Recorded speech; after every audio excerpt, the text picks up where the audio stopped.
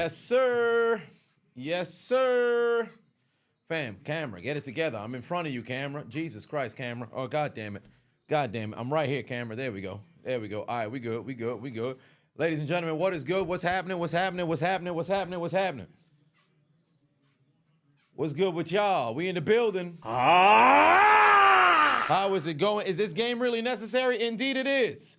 Because despite the fact that the San Francisco 49ers are eliminated, this is a rematch of the NFC Championship. So as far as I'm concerned, if I'm the Detroit Lions, I want vengeance, even though the game don't matter for the opposition.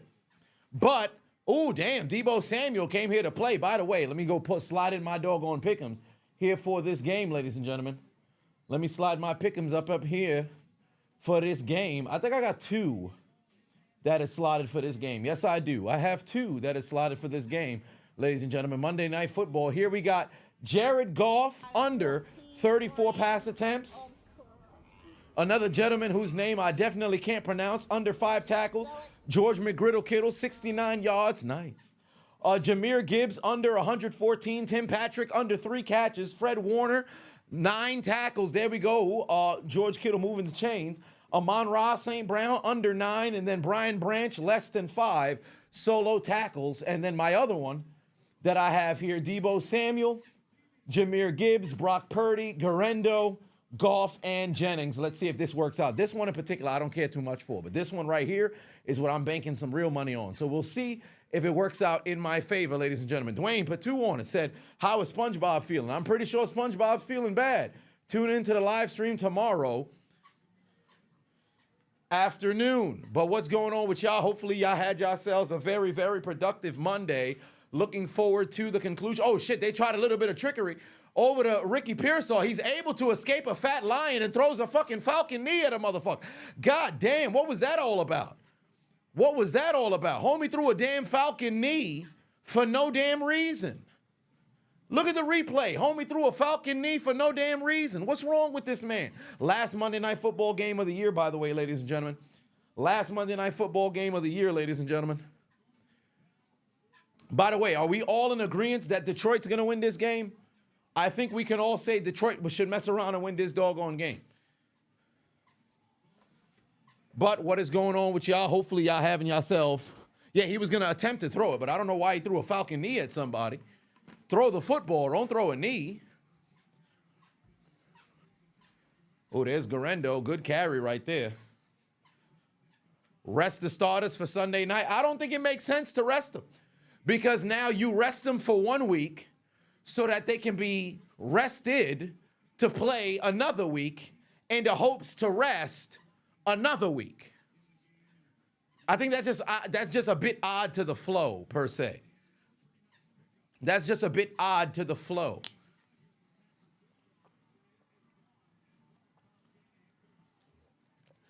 But that's neither here nor there. Brock Purdy not going to be able to pick up the first down, 4th down coming. What's Kyle Shanahan going to do? You got nothing better to do. I say fuck it, go for it. It's not like he playing for his job, given the injuries that did happen to, transpire at different moments throughout the season. I don't think 49ers management is thinking about possibly moving on from Kyle Shanahan. I just don't see that happening. I just don't see that happening. I should burn that shirt? Absolutely not. Absolutely not. It is my childhood. Shout out to Coach Jash, and he actually sent me a text message last night during the live stream. I got a video coming for him. But Cruz must have went to Lincoln. Nonetheless, Detroit has a lot to play for, indeed. By the way, you have an opportunity to cement the very first 14-win season and potentially 15-win season in franchise history. Minnesota's never been 14-2, but they have been 15-1. So you're in a position to where you can pretty much set history. Why slow down now? Rearwin, I appreciate you always showing love, subscribing. Detroit getting a stop over here. If they can hold them to 3, that's going to be a very big positive. What do I think about the Commanders last night? Hell of a damn victory, but I'll say, oh, what the hell's going on? Whoa, we got some laundry move. What the hell's going on? Jawan Jennings coming out of the damn stands. How'd he end up in the cheap? Well, I shouldn't say the cheap seats, but expensive seats. What happened here? Did he get a good block? Oh, yeah, he was taking Arnold to the damn bench. He was taking Arnold to the bench. What the hell going on? Dude's over here going to war. Oh, damn. Kirby Joseph done shoved that man all the way into the fans in the front row.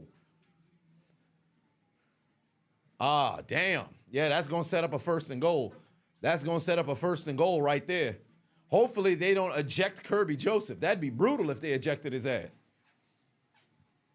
That'd be brutal if they ejected his ass. God damn it, camera. Come on. I'm in the middle. There we go. Then you sell it. I think they might just only throw it on Kirby Joseph. Trells put 2 on, said, what's going on? Your Seahawks got, screwed by Atlanta. Nah, Seattle did it to themselves, losing those crucial games down the doggone stretch. But nonetheless, Atlanta hoed themselves. Yup, it's on the offense, right?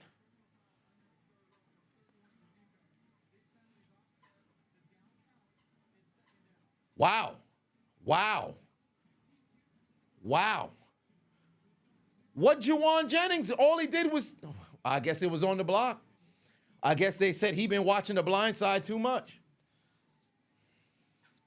I guess they said he been watching The Blind Side too much. Golly, why am I on a treadmill? Because I can. Yeah, they got laundry on the field. Oh, you had a question. If I were to meet somebody who's never seen wrestling in their life and I would want them to get into wrestling, what are some matches that I'd show them? Undertaker, Shawn Michaels, 2009, WrestleMania 25. Bret Hart versus Stone Cold, WrestleMania 13. Oh, shit. Brock Purdy to the end zone. Oh, that might be a touchdown. I think he held on to it.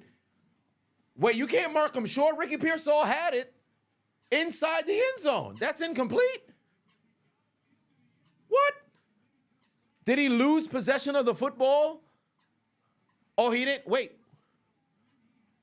When did he have control? Well, that ball actually moved. You might want to roll that incomplete because since he was going to the ground, he has to survive the ground.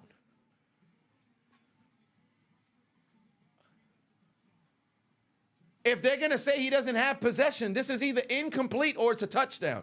There's no in between. This is it's either incomplete or it's a touchdown. There's no in between.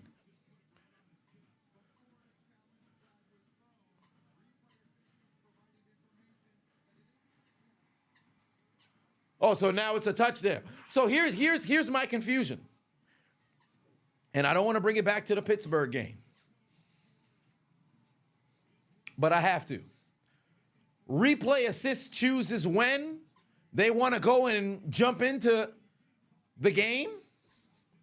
How do they decipher if it's warranted for them to get involved? I'm just a little confused. That should have been a call to touchdown.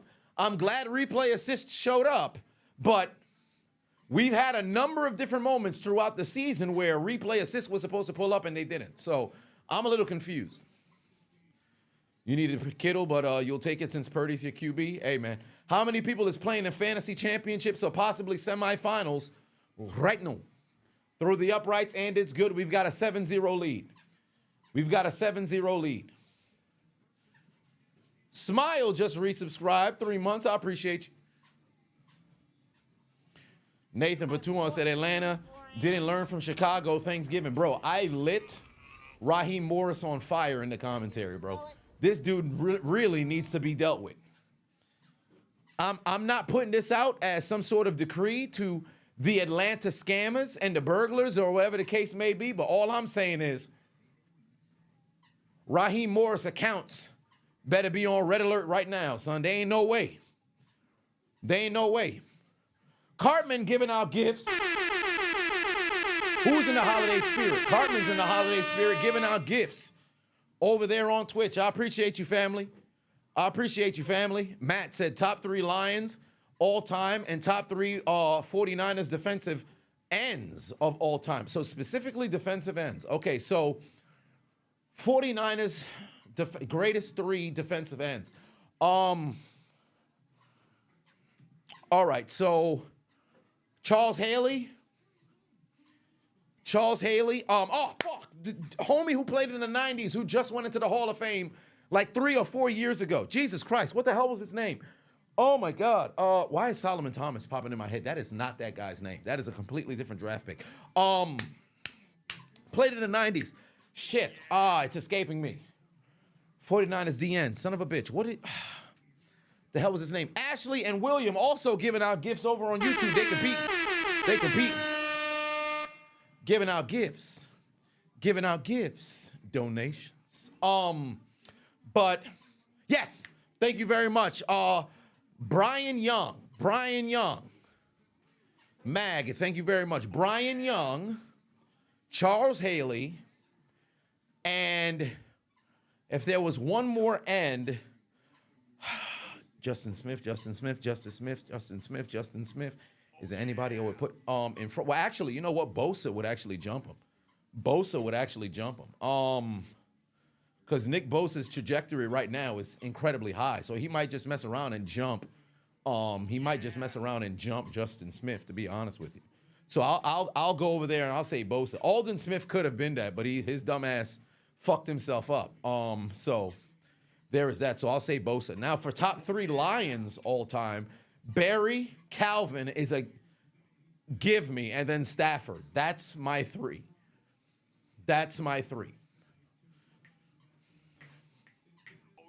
But 7-0 lead right now already for San Francisco, off to a very good start of this game. Off to a very good start in this game. Malik Patuan said, am I going live Raw on Netflix on the 6th? I should be able to. I'll be here. No more Monday Night Football either. Why not? All right, here we go. Jared Goff's coming on the field. Amon-Ra St. Brown is out there. Jamison Williams alongside Jahmyr Gibbs. The starters are in. Nathan Patuan said Sunday Night Football next week going to be a hell of a movie. That's a fact. That's a fact. I'm looking forward to this.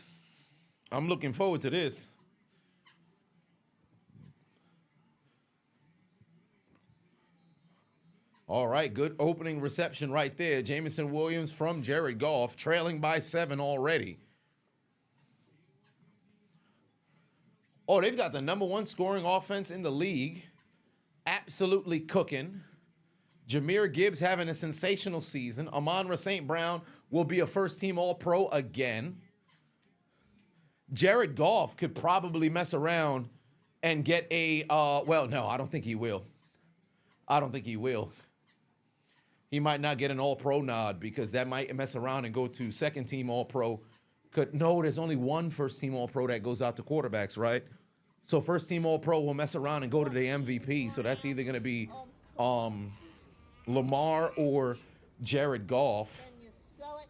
Then the second-team All-Pro will go there. Yeah, so you'll miss out on an All-Pro nod. But you'll get a Pro Bowl nomination. Not that it means anything nowadays. Denisha giving out gifts. Ryan Pafivon said, in the battle of the white boys, who would I rather take, Jared Allen or Nick Bosa? Jared Allen. Oh, Jahmyr Gibbs about to break loose. If Tim Patrick got that block, Jahmyr Gibbs would have been down the sideline. Sonic is making plays. No knuckles, remember. No knuckles. Who do I feel is the better in the NFC North, Detroit or Minnesota? Fully healthy, Detroit. But right now, Minnesota's playing very good football. Has Sam Darnold finally found his home in the Purple Rain? Well, believe it or not, I think it can potentially be his home. But remember, we've seen a magnificent season from a QB who was thought to be relatively obscure. Huge first down for Jahmyr Gibbs down the sideline. Because remember, few years back, 2017, Law and Order Case Keenum, spectacular season with Minnesota, and then what happened?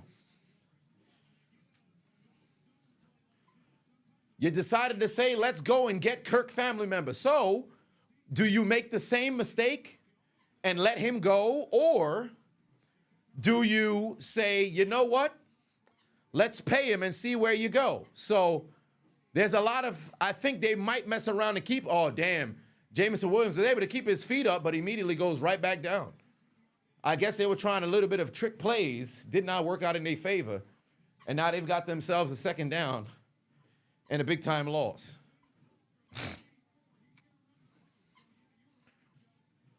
They should trade J.J. McCarthy. I disagree. I don't think it'd be very smart to go and trade somebody who's coming off of an injury entering your second year. You have him for the entirety of his rookie contract. Why would you trade him? Why would you trade him? Unless, of course, somebody's willing to go and give up decent capital by way of draft picks. Oh, that's a first down, but there's laundry on the field, so let's find out what that's all about. It'd be very foolish to go and trade him because, God forbid, Darnold struggles or whatever. This is the guy who is supposed to be the future of the franchise regardless. You gonna let him go? Come on now. Kayla, put 5 on and say, hello, Chisel. Can I shout out your better half, Brandon, pretty please. You got engaged on Christmas Eve. Well, first and foremost, congratulations. Congratulations to Kayla and Brandon getting engaged. If I'm not mistaken, was Brandon the one who jumped in here on the Christmas stream saying that he got engaged? How interesting is that? Now the other half done popped in. Now, if it was a different Brandon, then there it is. We've got 2 Brandons who got engaged. But congratulations. W's in the chat for Brandon. Congratulations! Oh my God. Congratulations to Kayla and Brandon getting engaged. There you go. Oh, Brandon's in here too. Oh, how cool is that? How cool is that? Brandon and Kayla in the building. We got an engaged couple, ladies and gentlemen. We got an engaged couple, ladies and gentlemen. I want to marry you. That's how you make it happen. All right, we got love in the Chiseled Adonis chat. You love to see it. Congratulations to the 2 of you. Hey, if I'm available, I'd love to attend a wedding. I'm serious. I've gone to 3 in the community before. I'd love to be there for a 4th. Big W, Big W. Damn, Jeff is sick. He said, man, fuck couples, man. Wearing matching pajamas and shit. Bitch-ass couples in love and shit. Nobody even want to be in love, man. Love is overrated, dog. Fuck all that. What you talking about? Go to sleep and hug somebody at night? That's some old bullshit. Fuck love, man. Damn, Jeff said you just hate your ex. Damn, fam. My bad. My bad. Son just gonna be angry for the rest of his life. Man, fuck my ex. Oh, you get married? I hope it failed. Fuck that bitch, man. I used to be a hopeless romantic. Then I got with this damn whore. She fucked me up, man. I'm done with love. Don't you ever kiss near me. I'ma crash out. Everybody getting shot. Son tight. But nonetheless, oh, damn. Oh, that's a touchdown. That's a touchdown. I need to see the replay here. Did 2 49ers just get blocked at once? Did 2 49ers just get blocked at once? Mans might have just caught a double pancake. Mans might have just caught a double pancake. Hold on.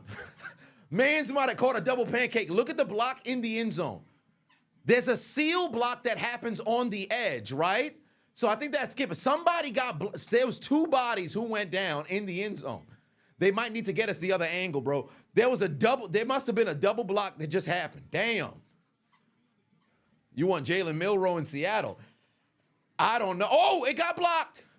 Somebody got their hand on it. Pick it up, Fred. Yo, if they could block him, he can take it all the way back for a Mick pick 2. No, it's not happening. A fat boy put his hand on the football, and it's not a tie game.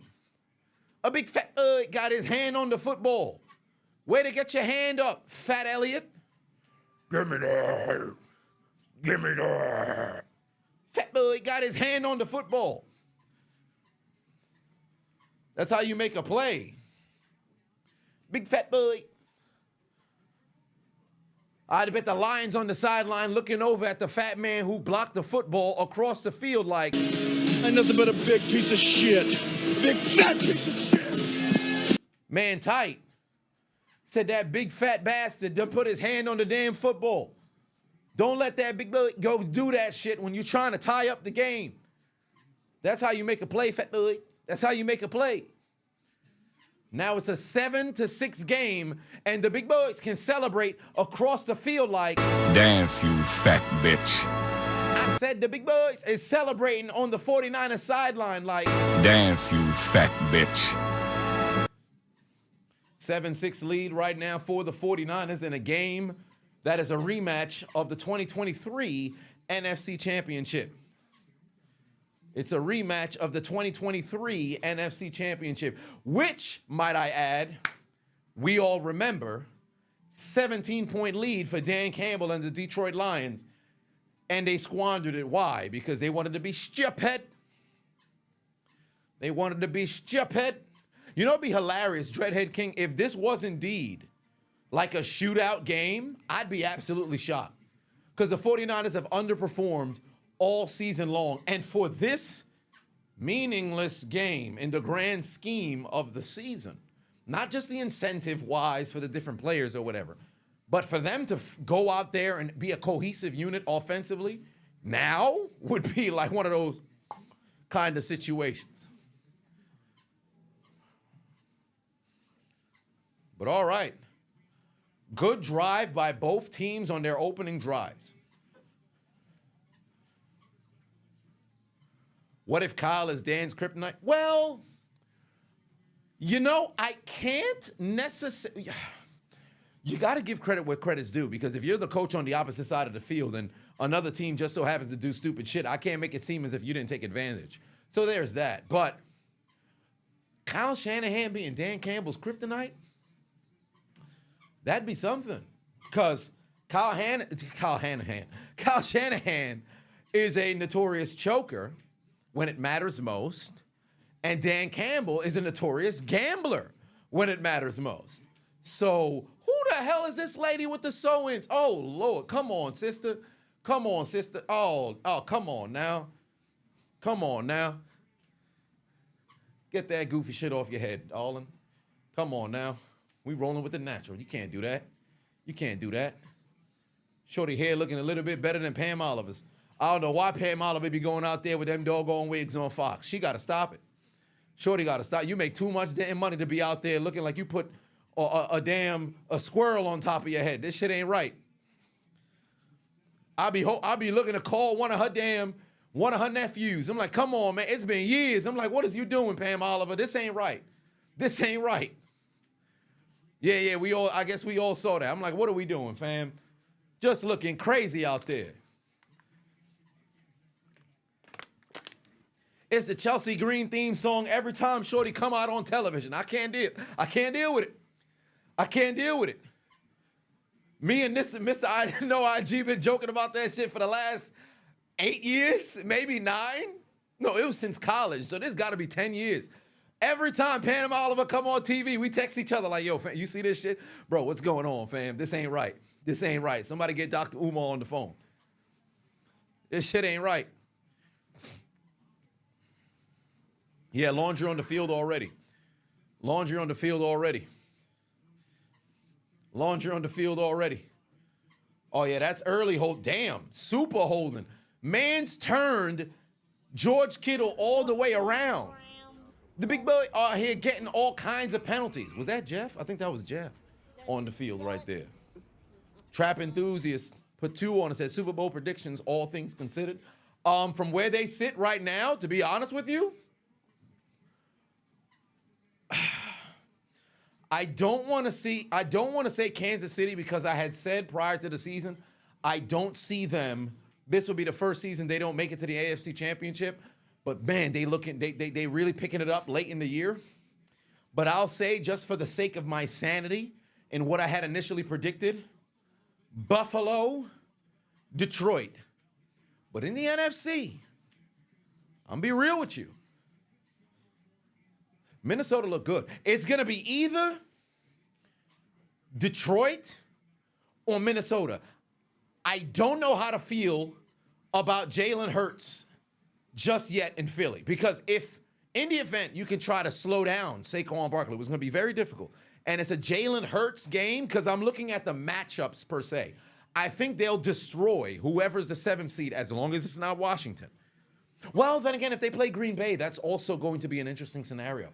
So it really comes down to who they face. Because I think if it's Washington versus Philly, you got yourself a legitimate game, because it's a divisional game, right? But I think ultimately the representative of the NFC is going to come out of the NFC North. So for me, it's either Minnesota or Detroit, and depending on the matchup for Green Bay, can make things interesting. But we'll cross that bridge when we have to. But right now, I think Buffalo in the AFC, but it's really subject to change because the fucking Kansas City like, it's hard to bet against Kansas City, but I said before the season, I can't see Kansas City doing it. So there's that. So I'll say Buffalo for the AFC. And I do believe Baltimore can make things interesting, but I think Baltimore is going to end up being on a collision course with, it'll have to be the AFC Championship. Because if Baltimore is locked in at the 3 seed, if they win next week, them and Buffalo are going to have to see each other in the next round, right? So that's going to be interesting. So both of them can't go. So one of them is going to have to be out. And I just think Buffalo can probably get Baltimore. But believe it or not, the matchup-wise, well, shit, I'll take that back then. Because Buffalo and Buffalo-Baltimore, that's going to be a hell of a game in the postseason divisional round. Jesus Christ, it could really go in either way. It could really go either way. And I actually like Baltimore more. But then if Baltimore plays Kansas City, I'm all in on Kansas City. This is tough. This is legitimately tough. We'll have to wait till where the seedings and everything lays out. Because now my mind is running through all the scenarios. I just don't know. Oh, George Kittle wide open. Can he make somebody miss? You know he ain't got that wiggle like that. Huge first down as George McGriddle Kittle moving the chains. Commander's going to do damage. Indeed. Who would I have as the MVP? Lamar Jackson. And I mentioned in the commentary, I don't care what Josh Allen's doing now. Lamar Jackson is playing all world. This is ridiculous now. He's got it. Justin said, you just came from Instagram and came across a video of Samantha Irvin in a revealing robe. She was looking delicious. And you've seen the curves. I don't know if it's legitimately hers or if in the event it happens to be AI, but whatever the case may be, yeah, indeed. So there is that.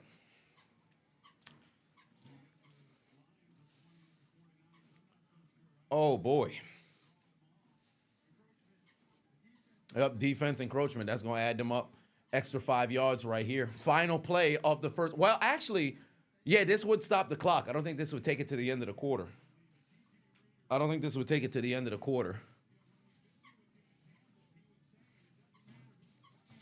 Which game am I going live for on Saturday? Pittsburgh's game, of course. I would go live for the whole day, but I just don't think that's going to be, it would work out for me. It would just be for Pittsburgh's game.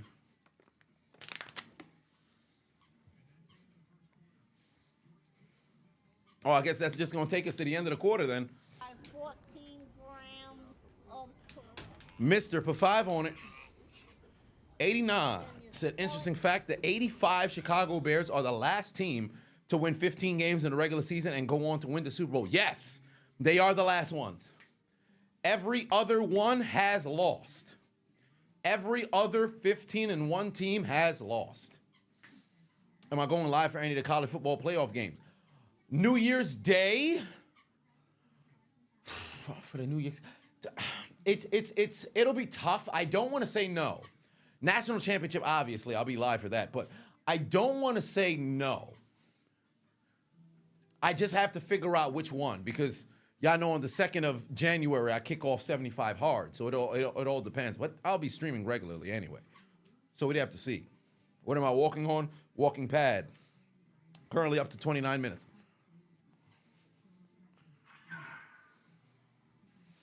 So I don't want to actually. Let me take a look at the. Let me look at the schedule here. College football playoff. Let's see, which ones make sense?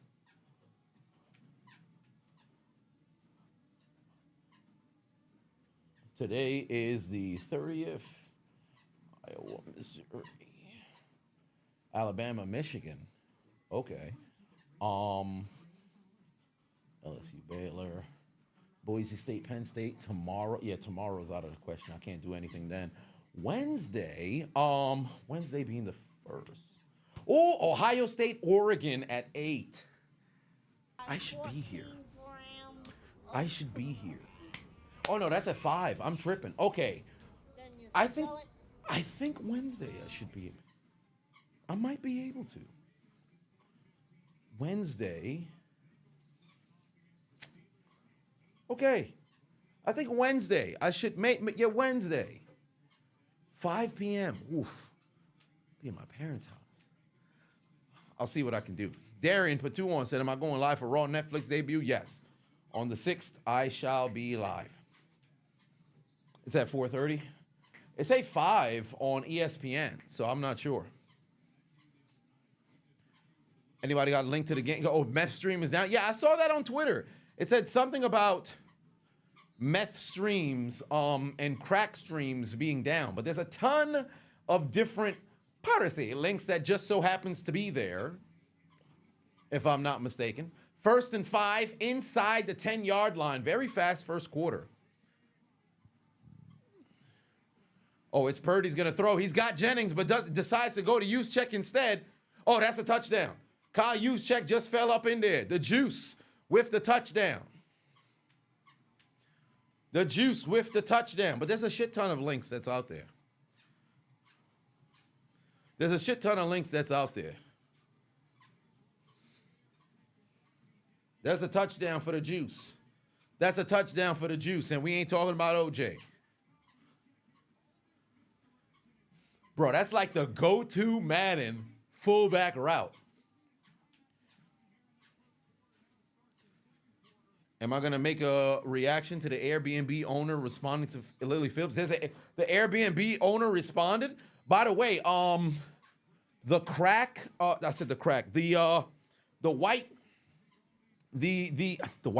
Cracker Awards from AB. That breakdown. Yeah, I think I could get the reaction tomorrow, depending on the time, because it's going to be a long morning. But Lily Phillips, the Airbnb owner, responded.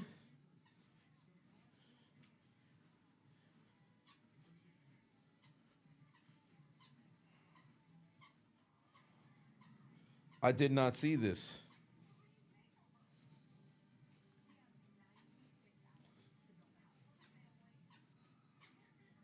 All right, put this next to the Cracker response. Where is the AB Cracker video? Okay.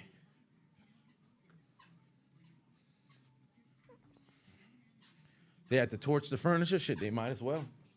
Can't blame them. Put that on the damn monitor, cause my whiteboard's over here. So yeah, I'm fading. It's going back and forth. But how long am I walking for? The entire first half. The entire first half. Where's the week 17 commentary? You don't see it on YouTube. What you mean? It's on YouTube. Did they take it down? I never got no notification. Hold on, wait a minute.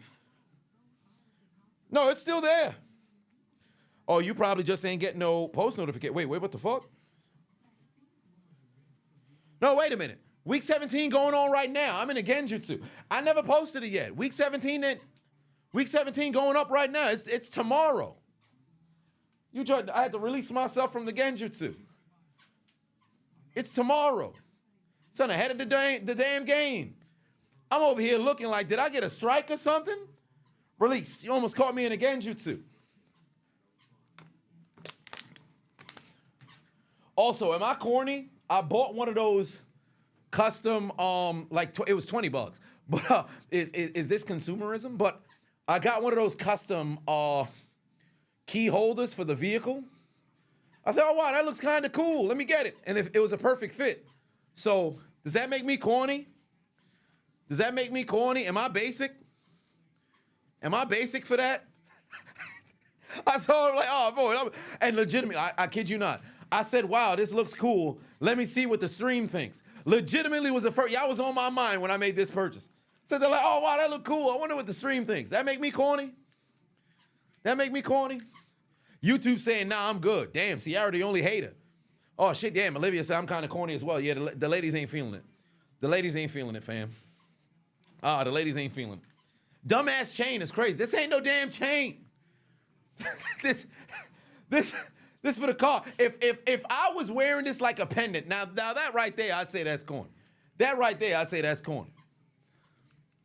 But it's a key fob for the vehicle. So, then again, now that I think about it, if at any point the battery were to die, How the fuck do I get the key? I'd have to unscrew this shit.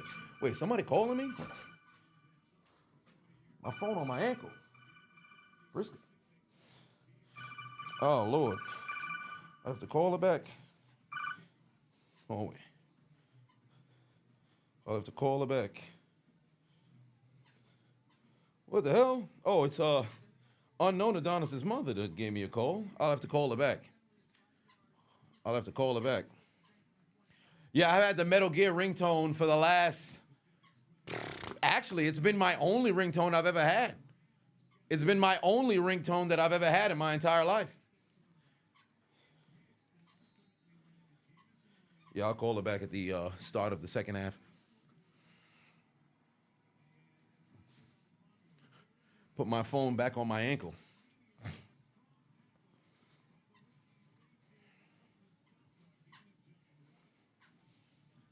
Clint Patu on it said, what y'all doing for Braun B-Day? What y'all doing for Braun B-Day is an incredible, I don't say this word, but I'm going to have to say it. Yeah, that's an incredible level of glazing, fam. That's an incredible level of glazing, fam. I ain't never heard somebody say, yo, what y'all doing for my favorite player's birthday? That's crazy. Nah, that's crazy, bro. Nah, I can't believe you typed that. That's crazy, bro. Go to the bathroom, look yourself in the mirror, and slap what you see. Well, how did you fix your fingers to type that shit? That is crazy, bro. That's crazy, bro. Yeah, I got on the ankle. Yeah, I pretty much put my phone on my ankle so it could track the steps alongside the watch, because the watch tracks damn near all the movement. But since I got the streak on the phone, now it's psychologically in my head. 15,000 on the watch, 10 on the phone on my ankle. Oh, that's another first down. They moving the chains. They moving the chains. Bro, this is 2 lengthy-ass drives to start this game, bro. Back-to-back-to-back-to-back drives. They're marching down the field, and now the Lions are approaching San Francisco territory. LeBron should get a tiger. It's crazy. This man's got 3 children. What the hell are you going to do with a tiger? Well, I mean, Bronny's on the road with him in the league now, which is crazy to think about. The fact that Bronny's in the league. But Bryce is getting ready to head to college or possibly the NBA, depending on if they lift, the high school stuff. Oh, Jahmyr Gibbs finds the hole. That's a gain of 7? Is Amon Ross alive? Yeah, he's out there. He's blocking his ass off. I don't know if y'all saw that video that went viral of Amon-Ra St. Brown blocking in a game that was out of reach. Bro, that's the type of dude you want on your team, fam. Shades of Hines Ward and Larry Fitzgerald. Said, fuck all that. I don't need all these additional targets, all this other stuff. Now, granted, I want to eat. But if the football's not coming my way, hey, call a run play. I'm out there to go block somebody. Oh, Jahmyr Gibbs is loose. Jahmyr Gibbs is loose. You got to get him on the ground. You got to get him on the ground. That's a first down again. Oh, they in trouble now. You cannot let that man get loose. No block, no rock. I like that. I better cheer for Ohio State. I got no dog in the fight. I just want to see a good game.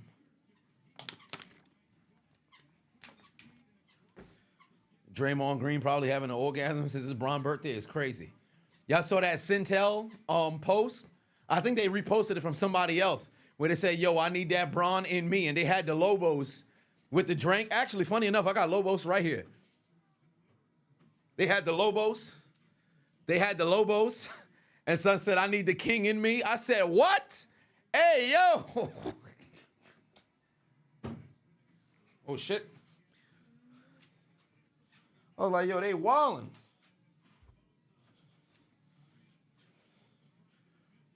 I almost fell twice. But, let me get readjusted here. All right, perfect. Now we good.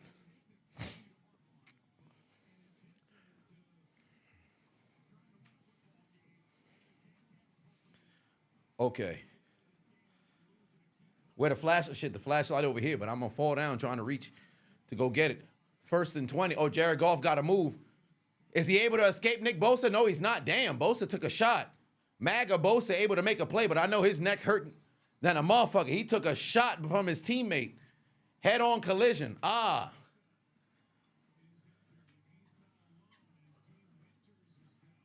Damn. Bosa's able to go and get the sack. I know he's sitting there like, save me, Donald Trump. Save me, Donald Trump. Save me, Donald Trump. You know, that's what Nick Bosa got thrown through his mind. He hurt his neck, so he couldn't even get up and do his dance. He couldn't even get up and do his dance. Somebody go get that man some Benadryl. Get that man an Advil. Get him a Tylenol. He gonna need to pop a pill. He gonna need to pop a pill. Are we getting after hours? I hope not. Nearly turned into a vegetable. It's crazy. My internet is better than yours. The stream is faster than the game. Shit. I'm watching on ABC. So if you're on ESPN Plus, or if you're watching it through a stream per se, it's gonna be a bit slower. It's always a little bit delayed. It's always a little bit delayed. 2 straight injuries, more like back-to-back. Oh, you on YouTube TV? Yeah, so it's going to be a little delayed. Hulu be streaming the games? Shit. What do you know? Get that man some leave. My phone. Somebody call me? Oh, did my phone die? Oh, no, it's going to die. Okay, I got 11%. Let me see if I can get it. I got to finish this walk before phone die. Hulu Live? Well, I'll be damned.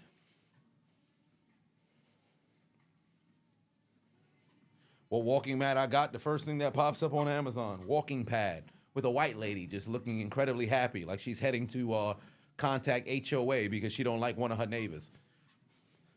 Do I think Cincy gets the 7th seed? No, because they need way too much help.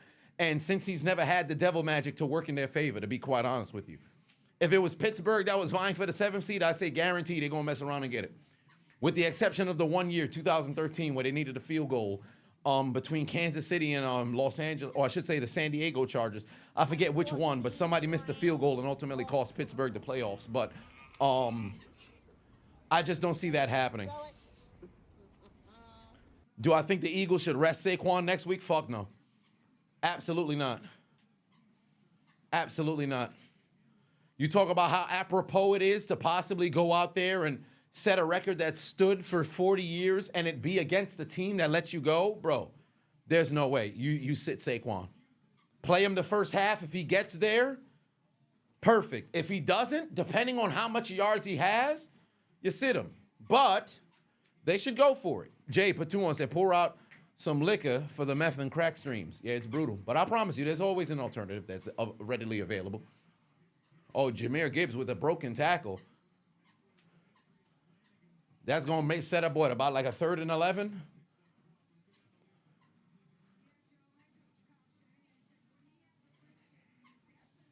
No record, 17 games, can't count. I disagree.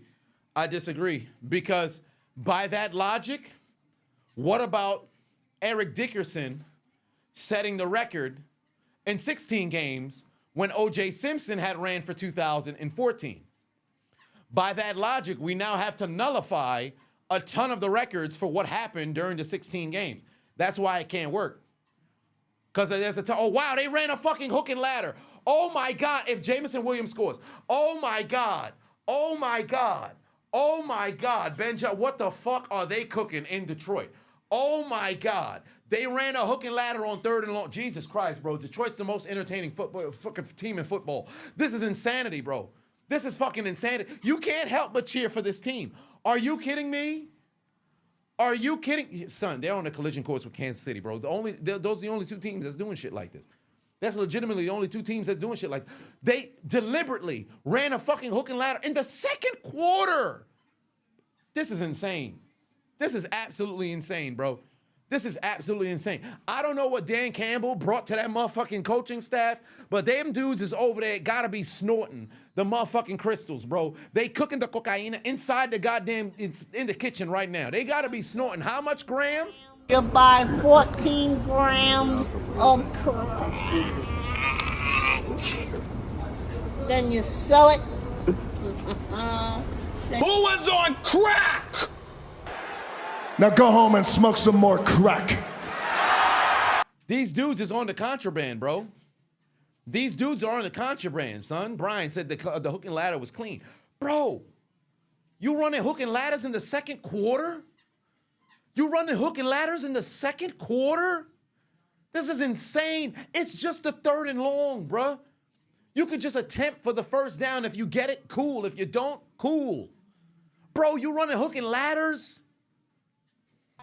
Get this team to the Super Bowl, please, bro. Get this team to the Super Bowl, please, bro. This is insane. Who does that? This is why I said Detroit needs to move heaven and earth to retain their coordinators. I know there's conversation about, you know, other teams making offers or positions being open. If I'm Detroit's front office, I'm grabbing the checkbook, I'm taking out a blank check, I'm handing it to both coaches. Whatever you want, I got it for you. Whatever you want, I got it for you. Do not let these motherfuckers leave. Under no circumstance. This is insane. Brian Patuan said, how many points do both teams have combined? 27. You already know. You already know. It's the favorite number of the chat because combined, this game has a total of how many points? 27. 27. 27. 27. 27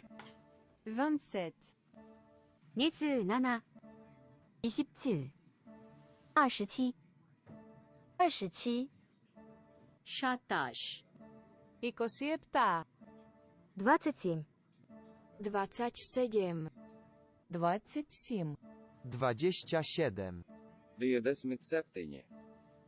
27. 27 27 27 Hoesaanheid 27 27 27 27 27 27 17 27 27. Then set. 1 point game. I'm shocked that Detroit didn't go for it. I'm shocked Detroit didn't go for it. Dub Pafavon said, your issue with Dickerson is that he had 2 extra games to beat OJ's record, but is still hating on Barkley for getting an extra game to beat his record. Well, I think it is a bit goofy on his end. I will agree with you. There, he did mention, oh, I'm not hating, I just don't want him to break the record. Because as I stated prior, you can always cheer on the next generation, but there's an element of your identity that's linked to having an NFL record and having it for a long time. For example, Mark Gastineau being angry about Brett Favre essentially gifting Michael Strahan with the sack record. There's a reason why you're angry because, for one, you're not a Hall of Fame player, but that can keep your legend alive. Eric Dickerson is a top 10 running back all time. And when you talk about the top running backs who have ever played, outside of like the football, really football historian kind of fans, Eric Dickerson is overlooked heavily because, of course, he didn't win a Super Bowl. He played on, for all intents and purposes, obscure teams that never really contended like that in Indianapolis and Los Angeles, or whatever the case may be. So for all intents and purposes, he wasn't a guy who you're like, oh man, greatest of all time, we're going to mention him. But because he has the record, you have to mention him because you can't overlook him no matter how much you want. Because when you're like, yo, who has the all-time record for rushing yards in a season? It's him. If Barkley now gets that, Dickerson will not be forgotten for all intents and purposes, but you won't be as memorable, if you will. I don't support him, I don't want to say popularizing, but going to the media and be like, man, I hope it doesn't get broken or whatever. Shouldn't do that. It should be one of those like, hey, man, if he breaks the record, great. And then when he doesn't, but you don't publicize it. He just too fucking loud because they putting a mic in front of his face. So what he should do is shut the fuck up for the most part. Like when Vic got passed up by Lamar, Vic was damn near arms in the air. Remember what happened when Deion Sanders got passed up by Devin Hester in Atlanta on Thursday Night Football with Deion Sanders in attendance? Deion was in tears, with tears of joy that he got passed up for the most non-offensive touchdowns by Devin Hester. He was hype. So if you're a legend whose record about to get broken, even if you're salty about it, keep that shit behind closed doors. Keep that shit behind closed doors because it puts a bad rap on you. Did I see how Kareem was when LBJ passed him up? Well, because he had said he doesn't. Oh, wow. Pearsall with a great catch down the sideline. Big time first down. Move the chains. Kareem had said he doesn't, he was kind of apprehensive to it. But in the moment, he showed class. So at least have that.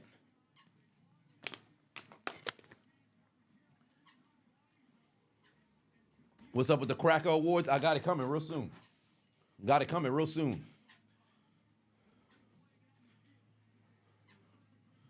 This game could be a shootout. It doesn't look like defense is on the marquee at all today. But when it comes to records, you have to be open to the fact that it can be broken.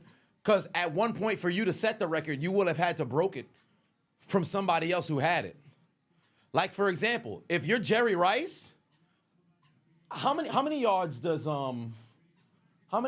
Mike Evans have at the moment? Because he scored 2 touchdowns yesterday, but did he get over 100? He's got 915. He needs 85 yards. Mike Evans needs 85 yards to crack that to crack the 1,000. Best believe they're going to be launching the football so he can tie Jerry Rice for the most touchdown, Brock Purdy. So he could tie Jerry Rice for the most consecutive seasons with 1,000 yards. Best believe they're going to be force-feeding that man the football. Remember when Brady passed Breeze? Yeah, I remember when Breeze passed up Peyton with the yardage. He passed him up on a damn touchdown pass. It was like 80-yard touchdown pass.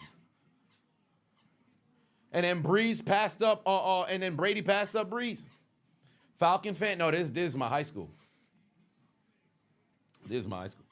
But, yeah, the Lions not playing no defense. We going to have ourselves a shoot. I can't believe we about to see some freaking shootout over here. Mikey said, casual fans won't overlook Deion or Vic due to their crazy highlights. Dickerson's highlights aren't viewed like theirs, so it's not surprising that Vic nor Deion were mad or upset, but Dickerson is upset. Well, yes, because there comes a point in where if you're not in circulation, like somebody like Barry, you'll always be remembered. Emmett, believe it or not, if somebody were to pass up Emmett, I'm not going to hold you. Emmett losing the all-time rushing yards for a career does him more harm. It does him more harm because when you think about that Dynasty Cowboys team, I'm not saying you overlook Emmett. You definitely don't. But when you think about the loudest guys on that team that jumps off, Emmett's game was loud. He wasn't too loud. And I don't think anybody's going to ever pass up Emmett. In today's NFL, I don't think anybody's going to get him. The best bet, believe it or not, is Derrick Henry.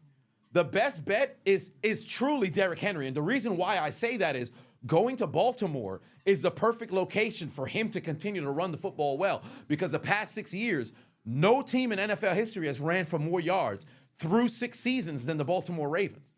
So truly, Derrick Henry going to that system, he's got a legitimate shot.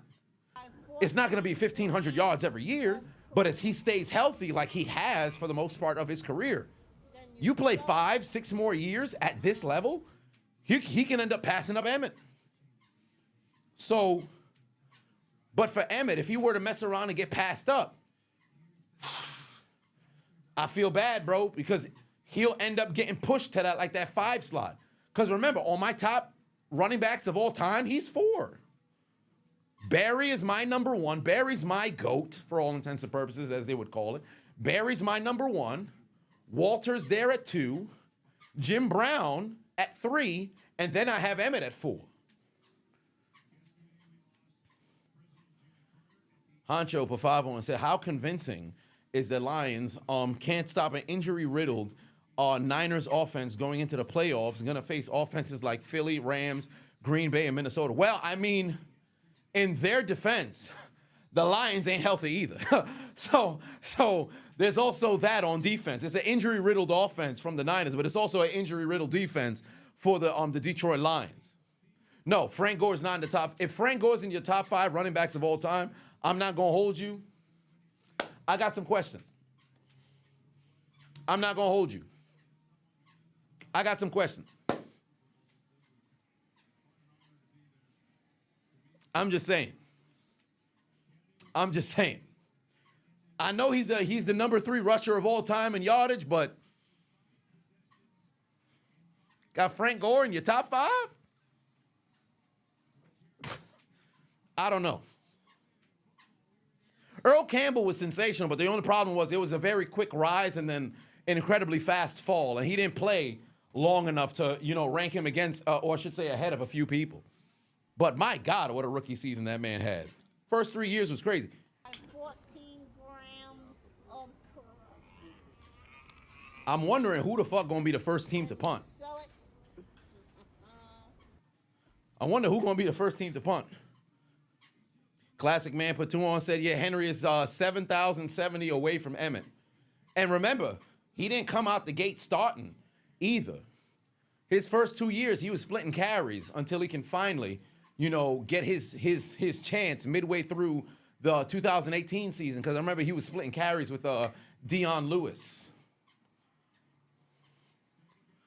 There's Goff. Oh, he's got Gibbs in in rhythm. That's a first down right there. Just get out of bounds. Just get out of bounds.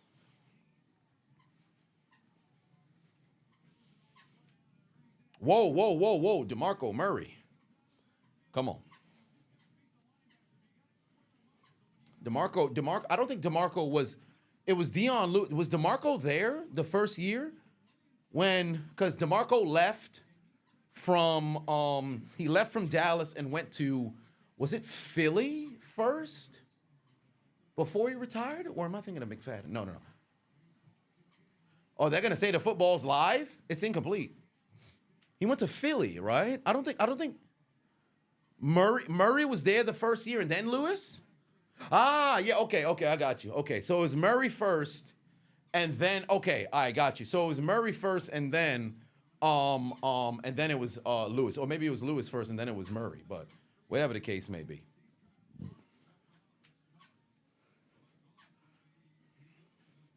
Murray was there and then he stunk. He should have never left. He should have never left Dallas. Dallas should have paid him. That 2014 Dallas team could have went to the Super Bowl. Dez caught it, by the way. Wow, they're going to run the screen anyway. Jahmyr Gibbs, can he get the first down? No, he can't, but he can set up a third and short.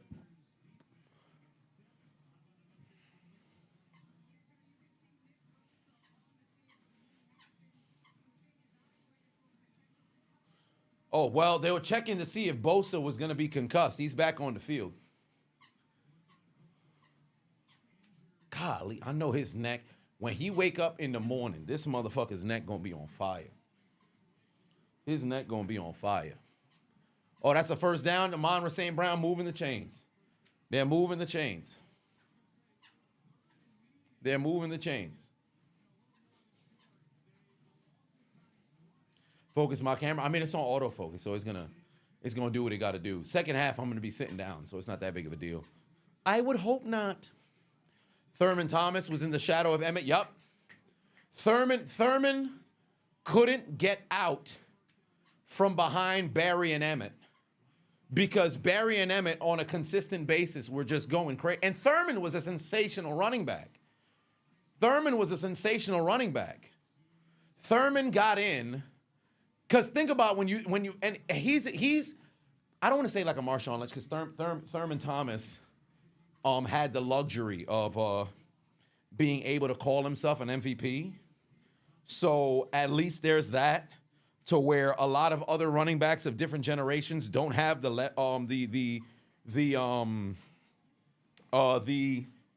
luxury of being able to say they were at least a most valuable player, because in the totality of things, like he's like a poor man's. I can't even say that. He's a better version of. They have different styles, but I guess the only way I can explain this is his MVP seasons like Sean Alexander. When you think of the best running backs of that era, he's one of those. Oh, and him too. Like, that's one of those situations. Like, if you think of the best running backs of the 2000s, LT jumps out and comes to mind first. Marshall Faulk is there as well. Adrian Peterson's more towards, the tail end and stuff like that. Then you say, oh, wait a minute. Yo, Sean Alexander too. In Thurman's case, you at the tail end of Walter, Barry, Emmett, all them boys going crazy. Then you say, yeah, and Thurman as well. Terrell Davis, no, he's not a first ballot Hall of Famer. Terrell Davis is nowhere near a first ballot Hall of Famer. Stop it. He's not a first ballot. Terrell Davis went in within the last 5 years. He stopped playing in 2002. He's not a first ballot Hall of Famer.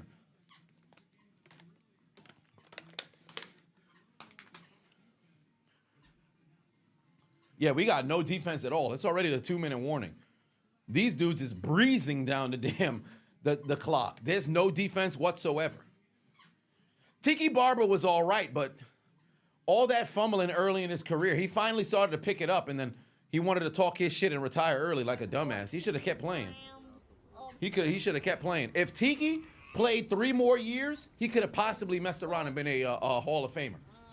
He could have possibly messed around and been a Hall of Famer, because Tiki actually had a good career for all intents and purposes. Marshawn will get in, but he's not going to be a first ballot. Tiki was actually a pretty good running back. Tiki was a pretty good running back. He played 3 more years, he would have been in the Hall of Fame. He should have kept playing.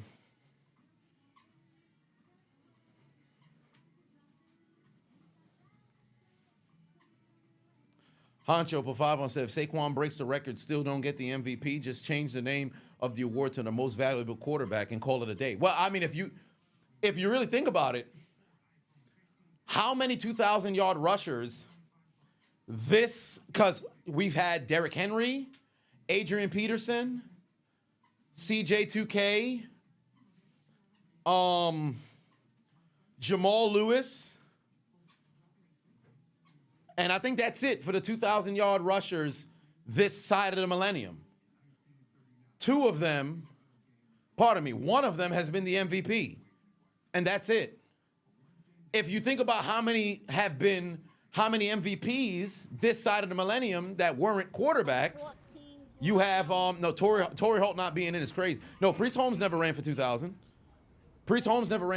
He scored 26-27 touchdowns. I think it was 27. But he didn't go for 2,000. Allstott didn't run for 2,000. Come on now. What are you talking about? Oh, wait a minute. Oh, Ryan put 2 on. He said Christian Okoye or Mike Allstott. Mike Allstott. Not even close. But of the MVPs, no. Yeah, so it's already the most valuable quarterback kind of award. They should have gave Jerry Rice the MVP in '87, but now because they didn't give it to him, I don't think there's any wide receiver who should get it. Yeah, I'm on a walking pad. I'm on a treadmill. Yeah, Tiki was actually a very good. If I remember correctly, his last season might have been the best season of his career. I still don't understand why he retired. He should have still been playing. Kayla said you already wrote the Seahawks in the Death Note. Damn. Shit, we writing them in there tomorrow. Yeah, 82, the fact that Mark Mosley was the MVP is crazy. I know it's a shortened season or whatever the case may be, but To give the MVP to a fucking kicker? I know he hit some game-winning kicks. There were some low-scoring games, but it's crazy to give the MVP to a kicker. That shit just does not make sense to me. That shit just does not make sense to me.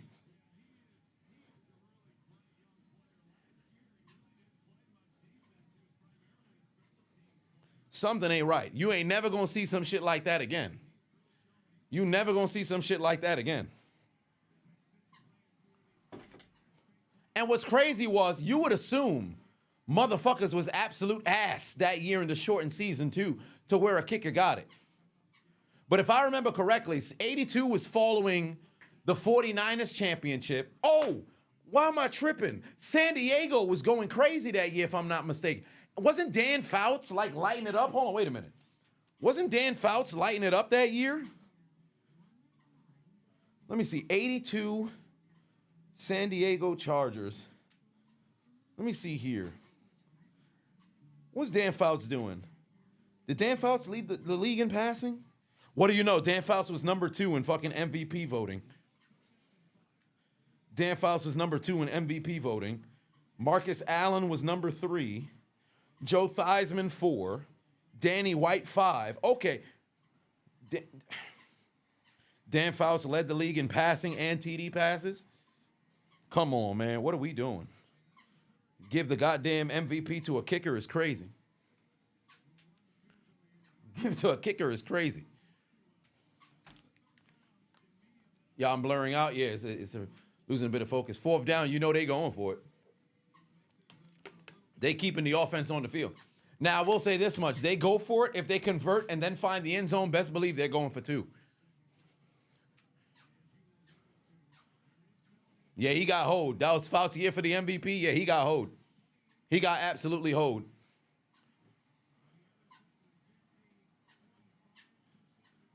Yeah, no kicker had won it since. Well, up until then, and then no kicker had won it since. Here we go, 4th and 3 here. 4th and 3 here. Hey, if you're San Fran, you want to keep everything in front of you. Oh, my God, he's got him. He's got him. He's got him. He's open. He's got it. Oh, wait, pass broken up. Oh, what a play there from San Francisco. Finally, we got some defense. Finally, we got some defense. Way to make a fucking stop there.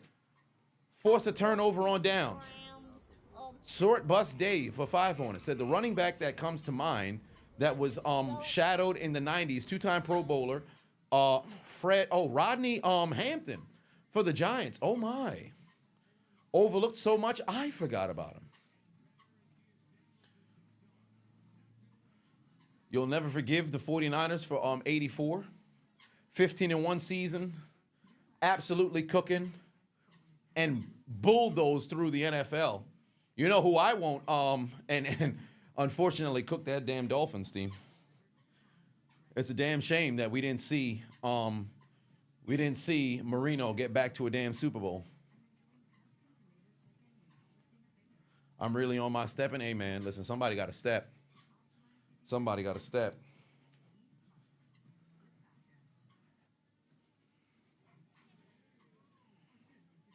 Yeah, week 18 going to have some sin. I mean, either way, if the Lions lose today, they still can clinch that 1 seed next week, if I'm not mistaken, right? Because, let me see here. The conference record, 9-1, 9-1. Yeah, they'll still be able to clinch that number 1 seed if they can win next week, even if they lose today. No, Philly can't. Philly can't clinch the 1 seed. Philly's conference record is 8-3. There's no opening for Philly to clinch the 1 seed. There's nothing they could do. There's nothing they could do. There's nothing Philly can do. So, Hancho Pafavon said, why is the media inconsistent? They flame Sirianni when he's aggressive, but praise Campbell for doing the same thing. I think it's because now at this stage, Sirianni had gone to a Super Bowl and then ultimately lost. And I think there's an attitude because of the collapse of last year. People are heavily thinking that, yo, he just got bailed out from a ton of different things. But I do agree with you. It's a little bit of a, hey, what are we, why are you being a bit hypocritical? But I will say this much. They probably give a little bit of lenience to Detroit and Dan Campbell because you were bottom feeders for how long? And now you finally have a bit of winning under your belt. So they're like, hey, this is who this guy is. Not saying that that's right, but that's probably what their thought process just so happens to be. If you're Detroit, you need your defense to come alive right now. Very first stop of this game comes on a 4th and 3. Oh, Purdy better get rid of the football. Purdy better get rid of the football. Just throw it away, fam. You out of the damn pocket. Just throw it away.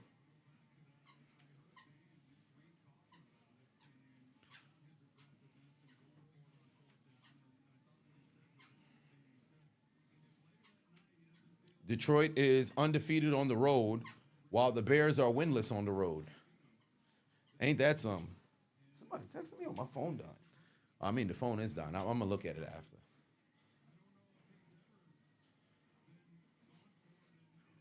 Yeah, the Vikings can clinch the 1 seed and the division next week.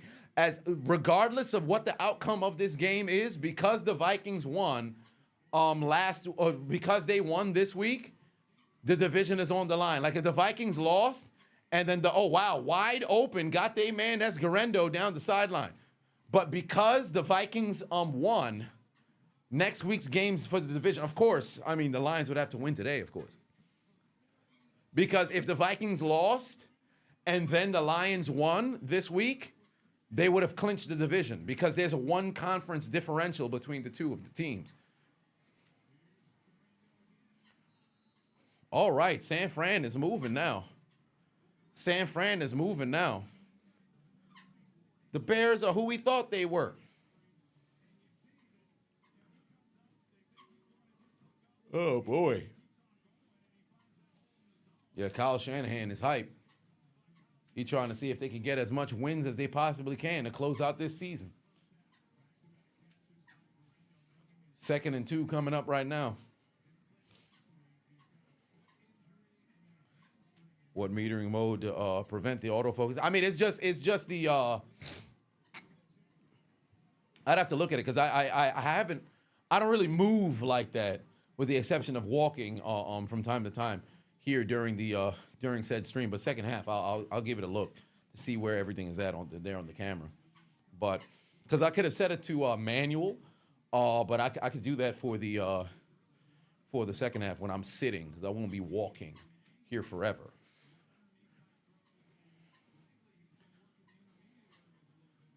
Golly.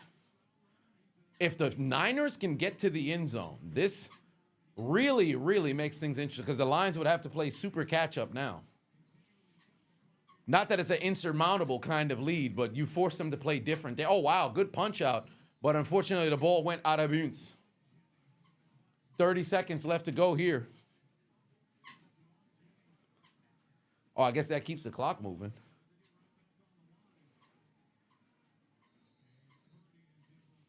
A field goal here makes it a 2-possession game. Keep that in mind as well. Now in a passing league, no wide receiver broke Rice's record. Well, that's a long way to go. Like, I don't think anybody's ever going to catch Jerry Rice's touchdowns. Nobody's scoring 200 touchdowns. I just don't see it happening. Nobody's going to stay healthy.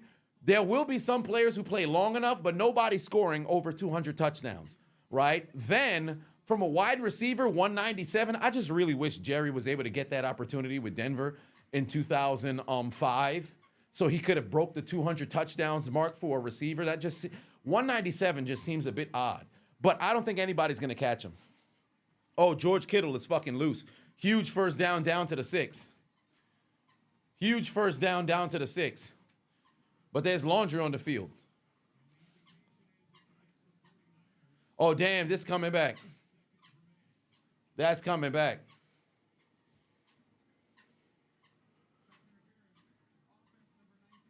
Yeah, it's coming back. It's coming back. Yeah, Rice is the greatest of all time. Anytime somebody tries to tell me he's not, I'm like, yo, you don't know football, bro. Like, it's not even close. Randy Moss was incredibly talented and magnificent. Terrell Owens was an absolute fucking dog. Calvin Johnson was made in a damn lab. Antonio Brown was unstoppable for fucking 6 years and all this other stuff. Don Hudson, nobody ever brings him up because of the history, but he was the Jerry Rice of his era. Rice is so fucking head and shoulders ahead of everybody else. There should be no discussion nor argument who's the greatest wide receiver of all time. Chris Carter, all he did was catch touchdowns. Absolute dog. But like nobody's coming near Jerry. You'll have some receivers who get somewhat close, or whatever the case may be, but nobody coming close.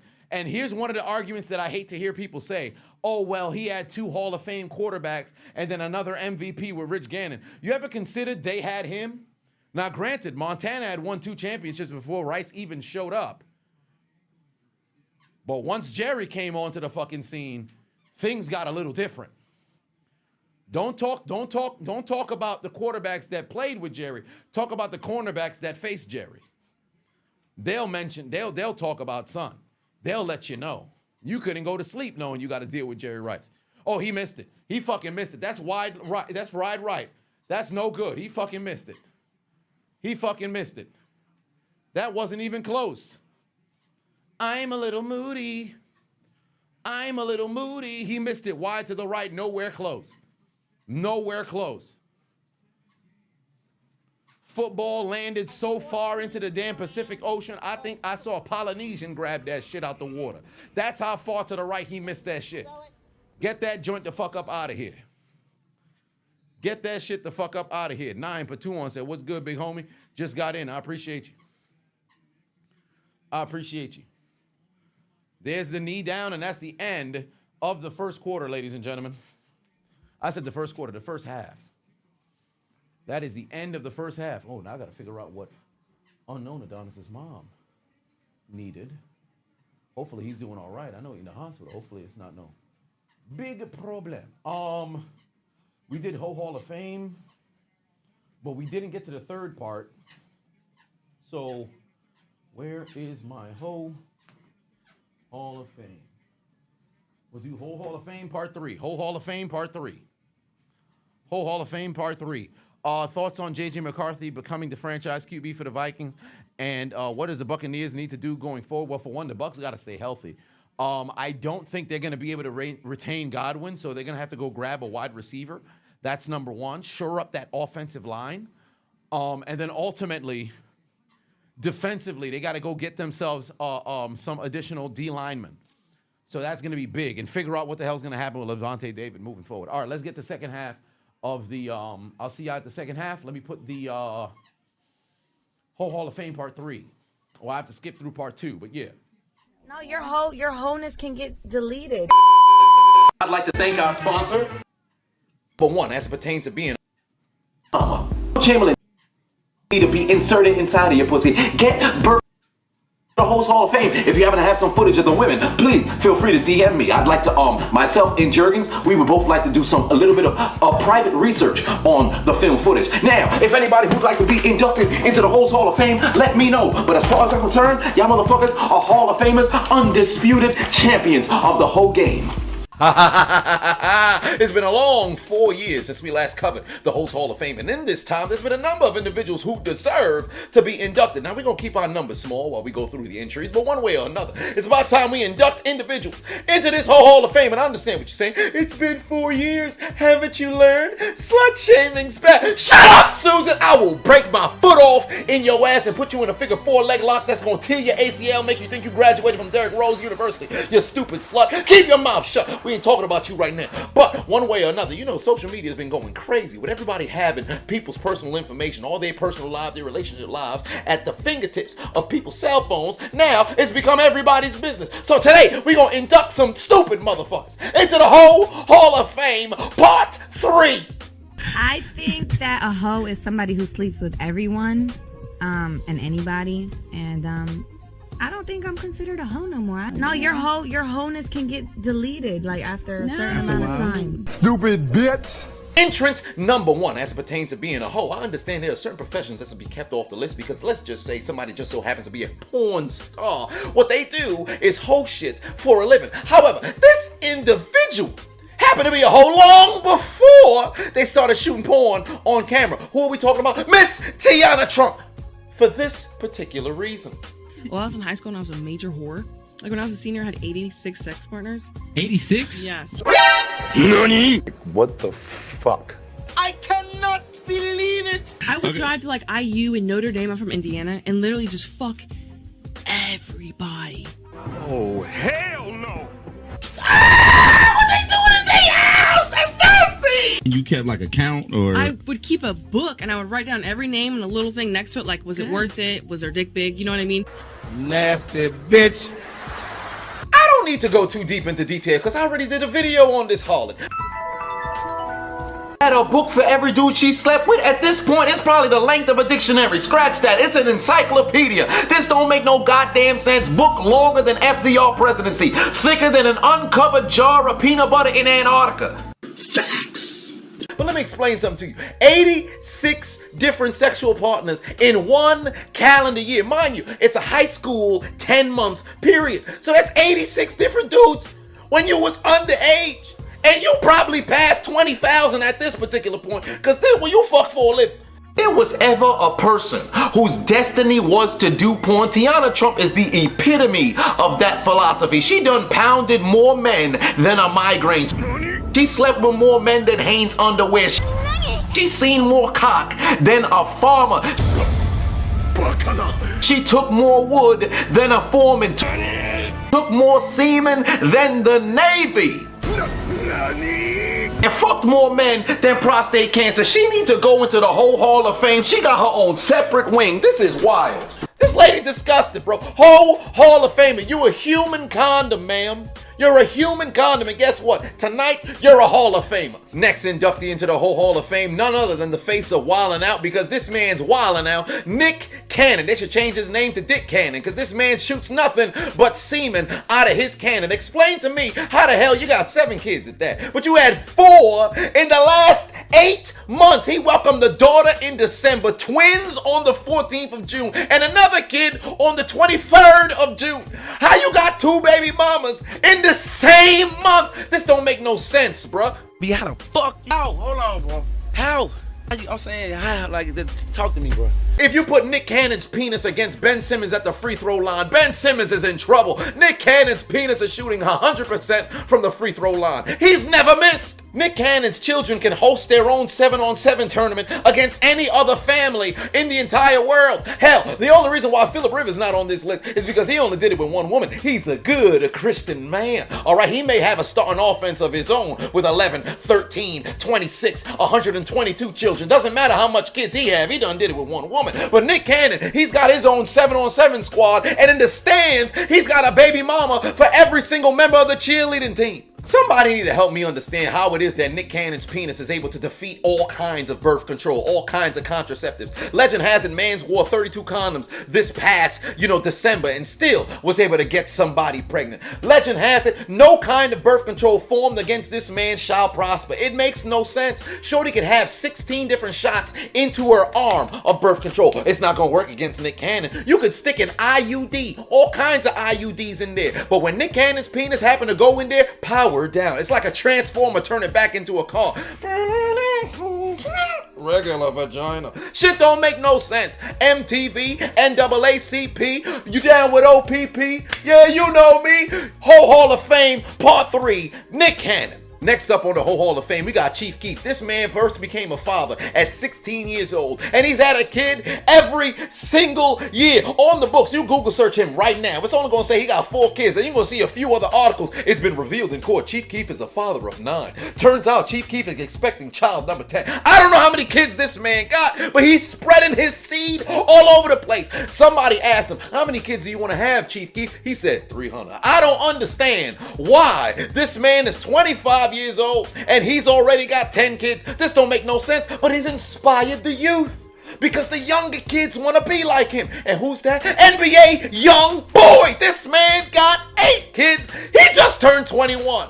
He couldn't take a drink, but he was out here having children all over the place. The NBA and NBA Youngboy is supposed to stand for never broke again, but I beg to differ. Children are expensive. Why you keep having all these kids? But somebody gotta explain to me how the hell this man managed to impregnate Floyd Mayweather Jr.'s daughter. How the hell he make her baby mama number 5 or 6 or 7, whichever number she just so happened to be. This ridiculous. If I was Floyd, I'd have fucking tiger uppercut right into her stomach to where she ain't pregnant no more. You not about to be somebody's baby mama number 6, number 7 in rotation? You've got to be kidding me. 8 trigrams, rotation. The Huger clan out here being put to shame by NBA young boys, rotation of baby mamas. Him and Chief Keef seem to be fathers of each generation. DMX was the kingpin of fathering 10 plus children. NBA Youngboy only a few away. Chief Keef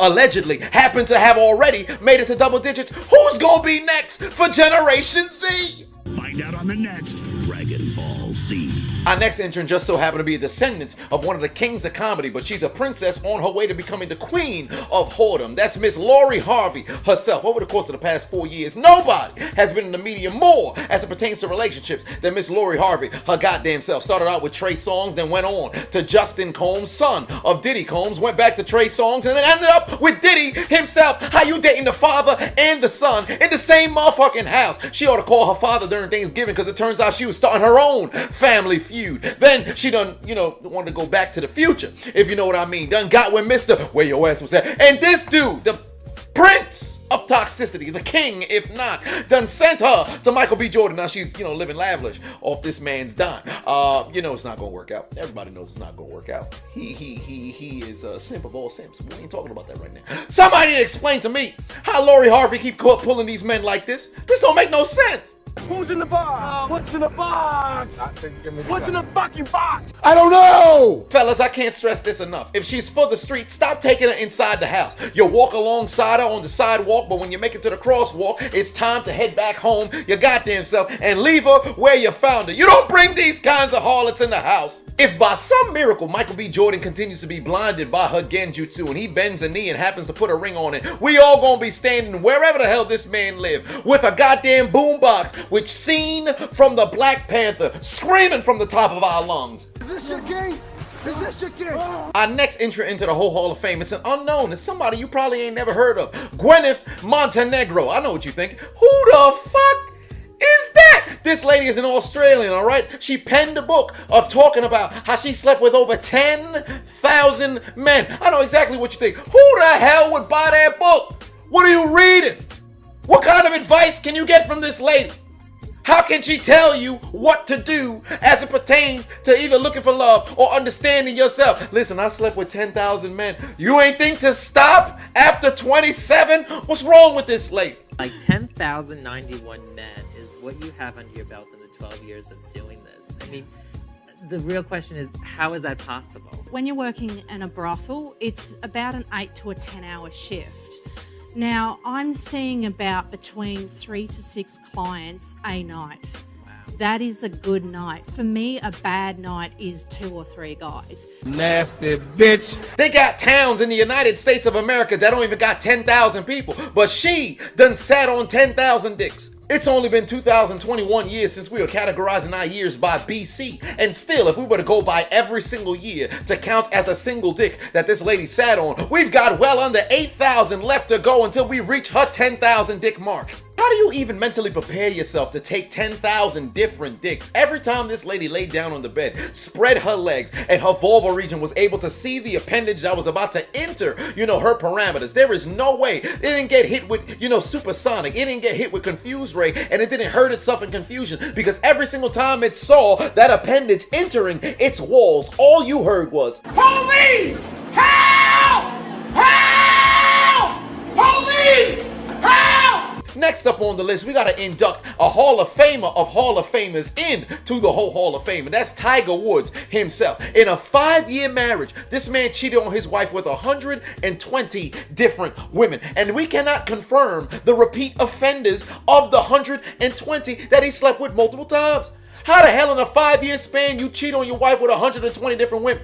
Let's just say Shorty never found out, right? And he was married for 10 years. We could just double that number to 240. If it's 15, let's increase the number to 360. He is the Xbox 360 if he never got caught, son. How the hell you cheat on your wife with 120 different women and you still lay down like ain't shit happened at night? If Shorty never found out, this man would have been cheating to this day. To this day, to this day, to this day, to this day, to this day, to this day, to this day, to this day. I thought golf ends at the 18th hole. Somehow Tiger Woods made it to hole 120. And how could we forget about Larsa Pippen? Scotty got 6 rings, Larsa got 6 side dudes. Ever since their divorce, Larsa been on everybody's dick. How you pushing 50 and now you decide you want to have a whole phase? I'm pretty sure you got to use all of the lubricant in order to form any kind of secretion in her vulva region. There might be cobwebs up there. You going into Hall of Fame. And where would this list be without Jennifer Lopez? I understand the lady been in relationships, but my God, you've got 5 engagement rings under your belt. You're 1 away from collecting all of the Infinity Stones. You thought you wasn't gonna make the list? It's ridiculous. Somebody need to help me understand how you got more engagement rings than you have Grammy nominations. To make matters worse, how is it that she's able to return back to one of the engagements from her past? She with Ben Affleck again. If he bends a knee again, does that count as a 6th engagement ring? Or does she have 4 and one of them is squared? J-Lo be moving on so damn fast, you'd have thought she was never in love. She broke up with Alex Rodriguez, and then within minutes, she was with Ben Affleck. How you move on faster than Amazon Prime? They be making your package in your basement, even if you don't got a basement. Somebody call up Peter Jackson. She's the real Lord of the Rings. And last but not least, we got an unconventional induction into the Hoe Hall of Fame because this man in particular hasn't been fucking people. He's been fucking teams, and that's Tom Brady. How the hell this man been playing 20 plus years and he's got 7 Super Bowl championships? He's fucked so many players, so many organizations out of finally getting their ring. How the hell you gonna be the motherfucking hoarder of the rings? This don't make no sense. You got 7, you've got enough. Retire. We've had enough of you whoring out the NFL, or I should say, you whoring yourself out because everybody else in the NFL don't got an opportunity to go out there and win. God damn, I tried to see if I could stop it in the midst of a damn sentence, but it is what it is. Well, I should say at a conclusion of a sentence. Oh my God, what a catch from Amon St. Brown. But we're heading to the second half, ladies and gentlemen. We are seated. We've reached the 10,000 on the phone. I'm at 14,867 on the wrist. So a little bit of steps afterwards. But I got some Charles Woodson whiskey up in here, so cheers to you in my groomsman cup. Second half is here, ladies and gentlemen. Second half is here. Second half is here, ladies and gentlemen. Second half is here. Yeah, present day Adonis is back. It was young Adonis halftime show. Amon St. Brown still making plays. Amon St. Brown still making plays. Which whiskey am I having? This is Charles Woodson's whiskey. Charles Woodson's whiskey. I believe this is the, oh no, Amon St. Brown is limping. That's not good. But it's his, what was, it was the 25th year anniversary whiskey that he has? I forget, but it's Charles Woodson's whiskey. So cheers to you.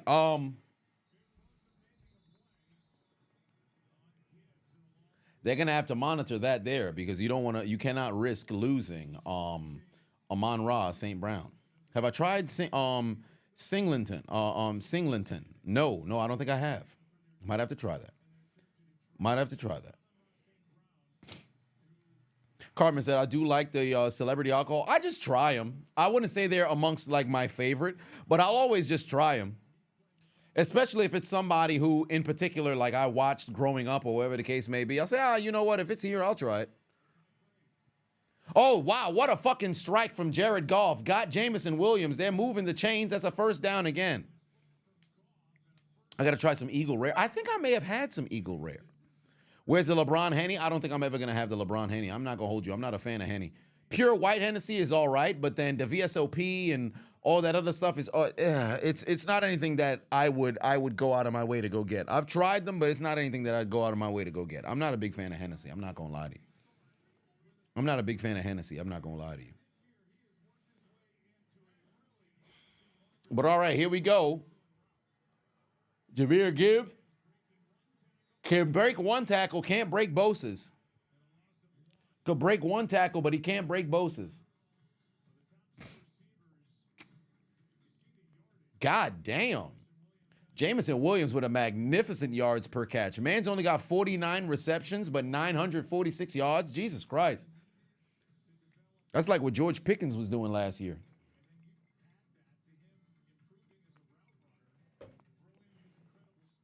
Terramana, the Rock's Tequila is fire. Believe it or not, anything but the Blanco is all right.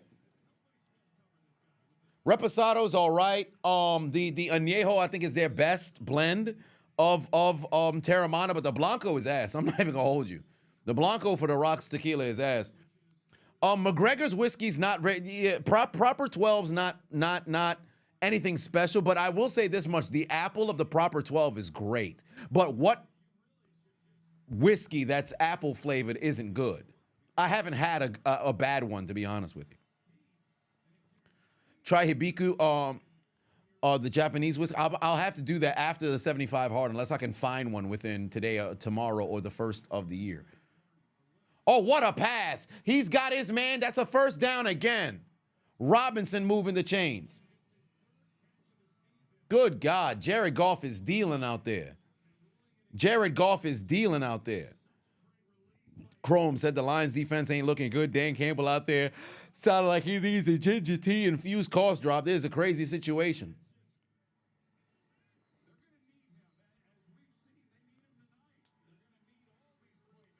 All right, here we go. Amon-Ra St. Brown back on the field, by the way, ladies and gentlemen. He was limping a little bit earlier, but it seems like it was just a stinger. And he's about to catch a touchdown. If he can get his hands on it. No, it sailed incomplete.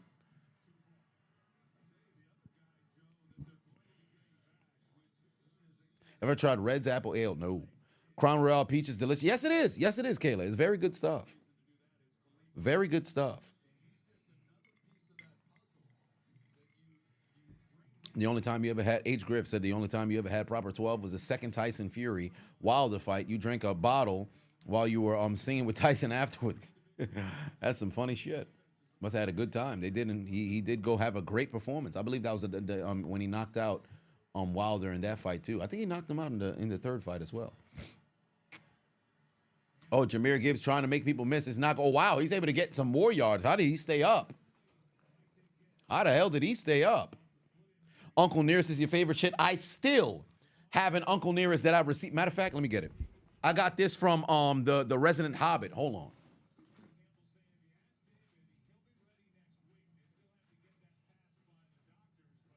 Uncle Nearest has been my favorite whiskey for an incredibly long time. And look at the engraving on this one. I don't know if y'all can see. A toast to 200K. I got this from the Resident Hobbit in 2020. I said I'd only open it when I get to 1 million subscribers. So, oh, that's a touchdown. Sam Laporta potty in the end zone. That's a touchdown. And Detroit probably should go for 2 here. They're going to go for 2 here to try to tie up the game. But yeah, I had this since 2020. Uncle Nearest. I love Uncle Nearest. I've had it since 2020, and I will not open this one until I get to 1 million. And as you can see, the engraving, a toast to 200K subs on YouTube. So I still have it. I haven't opened it yet.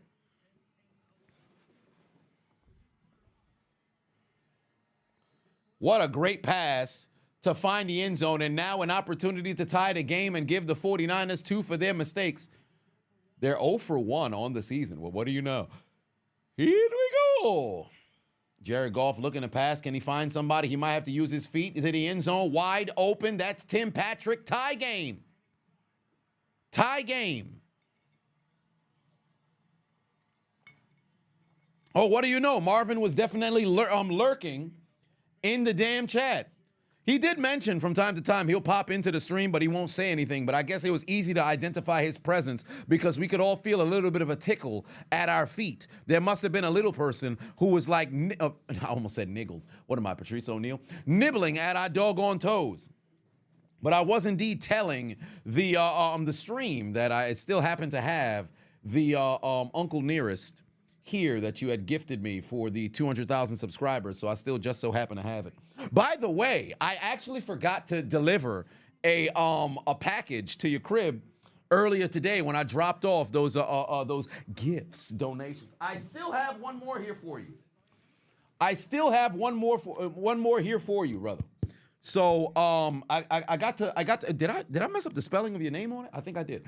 But I put the I before the O. Nonetheless, I mean, who really gives a shit? You can't read anyway. So I got to drop this off to you the next time I'm nearby. You get a kick out of that one too. Brian put 2 on and said this game will be a case of who'll blink first. Indeed. Indeed. Indeed. It's a matter of who will indeed blink first. We shall see.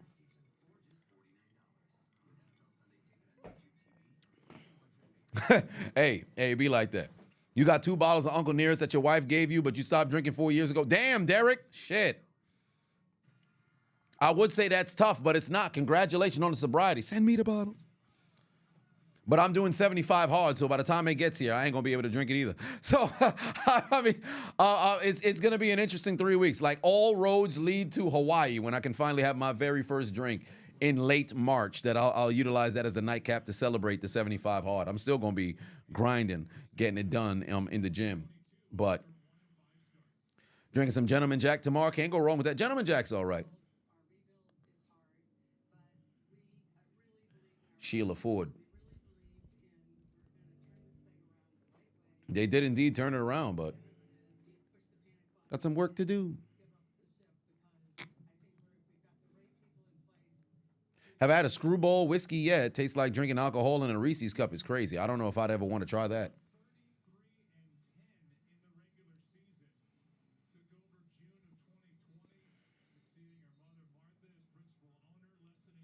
Oh, my.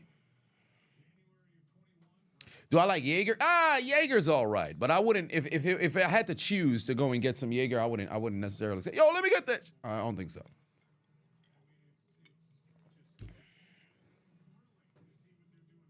All right, tie game, ladies and gentlemen, tie game. Here we go. Oh, Deebo Samuel got a head of steam. Deebo Samuel looked like he actually in shape. Great fucking return, but there's laundry on the field. This might be coming back. There's laundry on the field. This might be coming back. First night you drank Jaeger, you showered in your underwear is crazy. Showered in your underwear is absolutely insane. Yeah, that's a holding. That's coming back.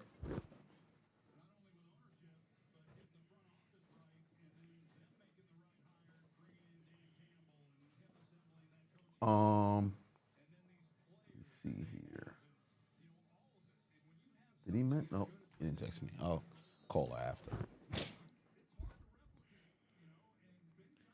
All right, here we go.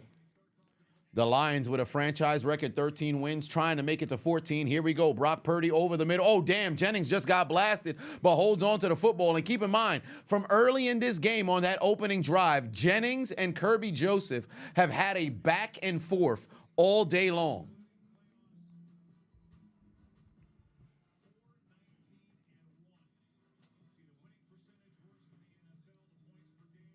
Wow, talk about a fucking flip.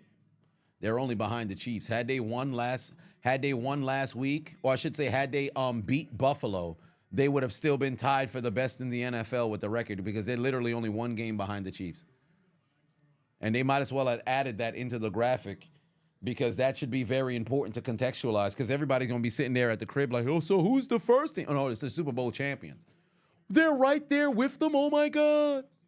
Ben Johnson, 3rd year with the Lions, leading the league in scoring. And like I said already, they better fucking open up the damn Brinks truck. Or I should say back up the Brinks truck and open up the damn... oh, my God. Pearsall wide open. That's a huge fucking first down. But they better back up the Brinks truck and open up the blank checkbook and give them whatever goddamn money they want. Craziest drunk story? Well, it have to be the 16 shots of Devil Springs. Shout out to Peyton. I think he actually has a recording of that inside of a, I think it was a Google Doc that he had made for some of the story times that I've had over the years. But yeah, 16 shots of Devil Springs. Oh, wow, look at fucking George Kittle just rumbling down the field, running over Brian Branch. George Kittle with a huge carry right there. Oh, my Lord. Ain't nobody guarding that man. Still the master of yak. Big time carry right there. Big time catch and run, 67 yards, and here comes Purdy rolling right, needing to find somebody. Incomplete. Just throws it away. How bad was that hangover, bro? I couldn't function for the next 2 days. I could not function for the next 2 days. All I remember was popping out to the goddamn club, and I was outside saying, somebody gonna pop that pussy. Shit was crazy.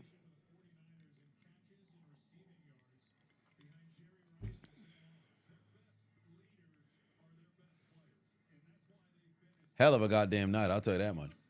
Following day, going to, because it was on a Saturday, going the very next day, going to go get motherfucking breakfast, well, brunch, should I call it, is what they called it. Oh, there's Deebo Samuel on the shovel pass. Can he get to the end zone? Yes, he can. That's a touchdown for the San Francisco 49ers. Deebo Samuel to the end zone. Deebo Samuel to the end zone. That's a touchdown. Ryan said on the 21st birthday, you passed out in a Denny's bathroom at 4 a.m. God damn.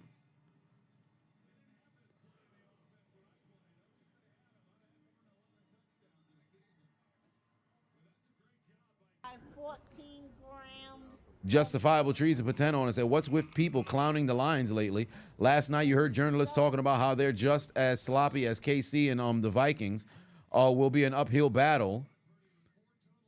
Like they're underdogs. You don't see it. I think it's just a matter of the injuries, perhaps. Is where people have since turned their back on them. Oh, Moody's kick kind of looked a little scary coming off the foot, but he puts it through the uprights. It's a 7-point lead.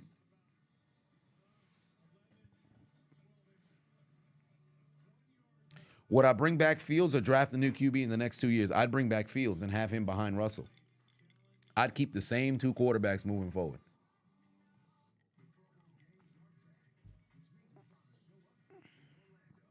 Damn, Dixon said you passed out in the 7-Eleven in Japan. Sargent put 5 on said best Chiseled Adonis moment of 2024. There's a question for you, Chiseled and chat. Happy to soon be New Year. Well, thank you very much. Happy New Year to you as well. But best moment of 2024. Shit. Best Chiseled Adonis moment of 2024. Let's see.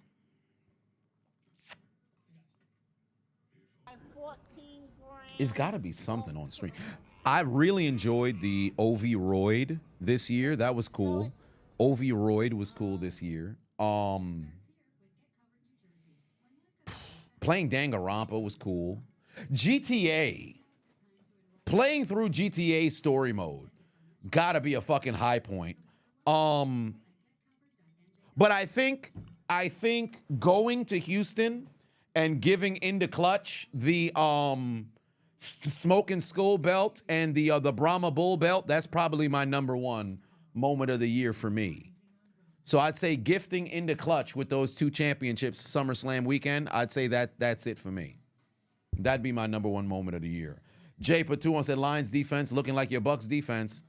Yeah, it's not good right now. Stacks put 5 on said we the real NFC champs, please stand up. Kayla said the favorite video this year was the man with the dildo in the car, just out and messing around the hood of a car. Yeah, that shit was crazy.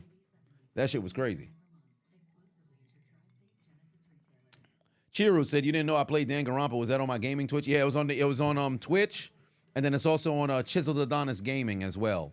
And I'm still in the midst of playing Danganronpa 2. We just got through the first 2 trials.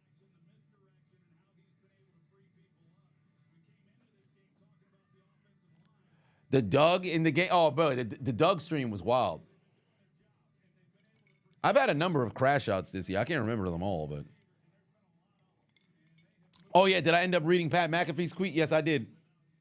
I have to see. Oh, he did a video on it? Okay, I'll check that out. Have I checked out the crack of the year was? No, not yet. I haven't watched it in its entirety. I only saw some clips here and there. I want to do a real-time live stream. I'll probably have to see if I could pull it off tomorrow, but then it could be a little bit tight to try to go and do it. So maybe if I do the recording, it'll be on Patreon. And then I kind of want to keep it just for Patreon just because I know YouTube is going to play some fucking games. So we'll have to see.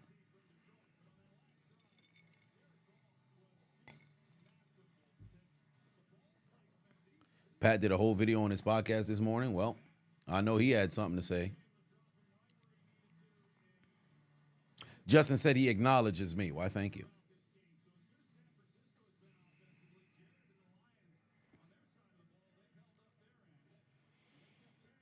Jared Goff, 16 of 19, 196 and 2 TDs. By the way, let me check in on my pick'ems. Oh, Jahmyr Gibbs making Fred Warner miss from a distance. What a fucking play made right there by Jahmyr Gibbs. That dude is shifty as hell. Oh, wow. That might have just destroyed my pick'em. That might have just destroyed my pick'em. That was 9 yards right there. That might have just destroyed my pick'em. I think it did. Because I have Jahmyr Gibbs under 113. Yep, that just destroyed the pick'em right here. That just destroyed the pick'em right there. Let me slide in the premium pick'em of the evening. Jared Goff under 34 passing attempts. Right now, it doesn't look like that's going to be the case. I had less than, oh, wow, what a pass over to Sam Laporta. Late flag comes in. But this one right here, I'm still alive. George Kittle is only 2 yards away from getting me what I need. Jahmyr Gibbs just went 1 yard over what I needed to happen. Tim Patrick doesn't have a reception outside of the 2-point conversion. That doesn't count. Fred Warner's got 5 tackles. Amon-Ra St. Brown's got 7 targets, so this one might mess around and come back and bite me. Brian Branch under 5 tackles, so at least I'm still alive over here. This one looking like it's fixing to be a partial.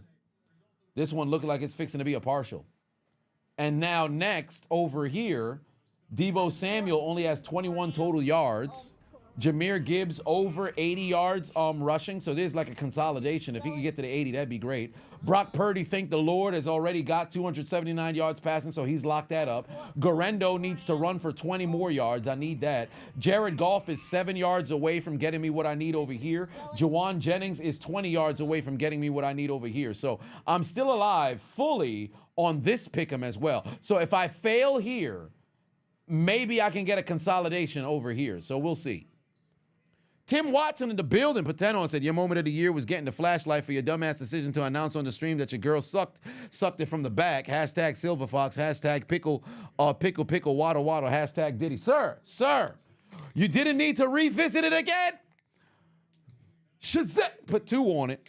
Said, didn't know Mike Vick never threw over 3,000 yards. Yeah, he never threw over 3,000 yards. He's had combined seasons over 3,000 if you take into account throwing and rushing. But the mystique of Mike Vick was just how fucking electric it was to watch him. Like, Mike Vick could have ended a game with 183 yards passing, 62 yards rushing, and still been the best fucking player on the field with a touchdown and 2 INTs. Like, it's one of those things where the statistics doesn't speak for it. Similar to Bo Jackson, the statistics do not speak for it. Because when you hear the way people talk about Bo Jackson, you go look at his numbers, you're like, what's so special about this motherfucker? But when you watch the games and you see this dude take somebody and stiff arm them across his body, you see him hurdle a 6'4" motherfucker. You see him run over a 280 pounder. You say, oh Lord, this man was a dog. So Nick Bosa gets another sack. Well, I should say he gets his first sack of the game. I think it was a tackle for loss that I had in mind last time around. Great fucking play. Oh, he put Decker on his ass. He put Decker on his ass. Nick Bosa hype. Nick Bosa hype. Just got himself a sack and now forces a field goal here from Jake Bates. 57-yard field goal attempt for Bates. Last time he had to kick it, it got blocked. Well, I should say 2 times prior. Through the uprights, and it's good. Nick Bosa got a sack. What? I said Nick Bosa got a sack. What? Nick Bosa got a sack. What? Your favorite man, your #1 voter, Nick Bosa got a sack. What? And when he took down Jared Goff, they said, how did you do it? He said, excuse me, somebody had to do it. I am the chosen one. Somebody had to do it. Your #1 fan got a sack, ladies and gentlemen. Your #1 fan got a sack. And when you take down the quarterback, one thing has to be played in the chat. Anybody got more of that Loompa Loompa weed?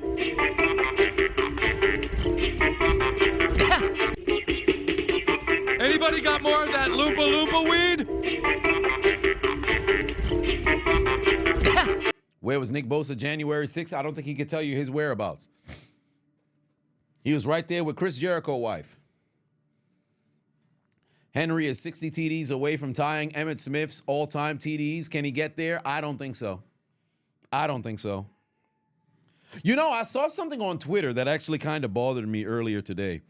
I saw a tweet that said, wow, Saquon only has 13 touchdowns this year. I said, excuse me? What do you mean only 13 touchdowns? Like, granted, Jalen Hurts has scored what? 10 rushing touchdowns on tush pushes this year? Easily. If you give that football to Barkley, and let's just say if because I do believe there was 2 third and goals and I think 1 4th and goal that ultimately where he had to score, because Barkley didn't score from the 1 yard line until way late. I think it was like 2 weeks ago. But how many 1 yard TDs how many rushing touchdowns did Jalen Hurts have? Let me see here. Jalen Hurts has scored 14 rushing touchdowns. I don't think, unless I go to each game, that's the only way I'll be able to figure it out. But he scored a number of touchdowns from the 1 yard line. RIP Hot Sauce. Hot Sauce died? Damn. But this gentleman. Let me give you what you know.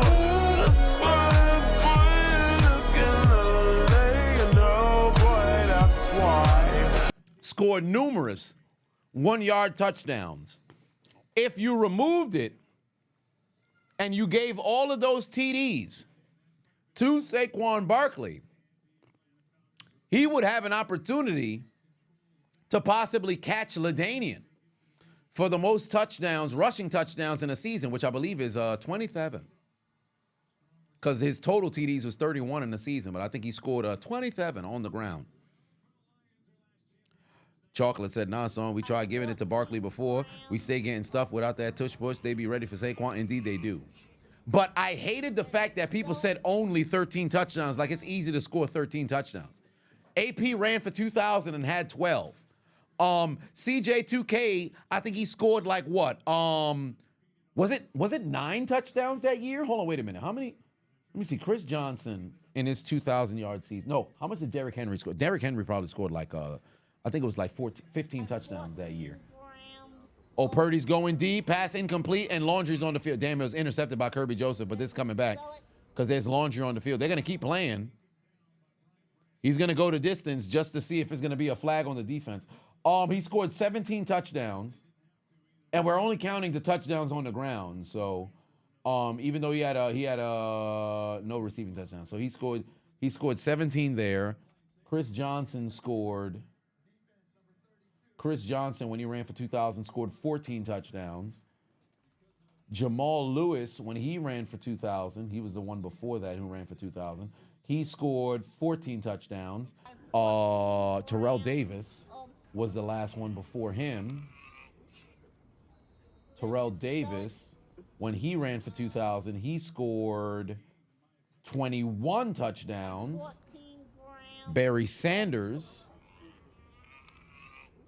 when he ran for 2,000, he scored 11 touchdowns.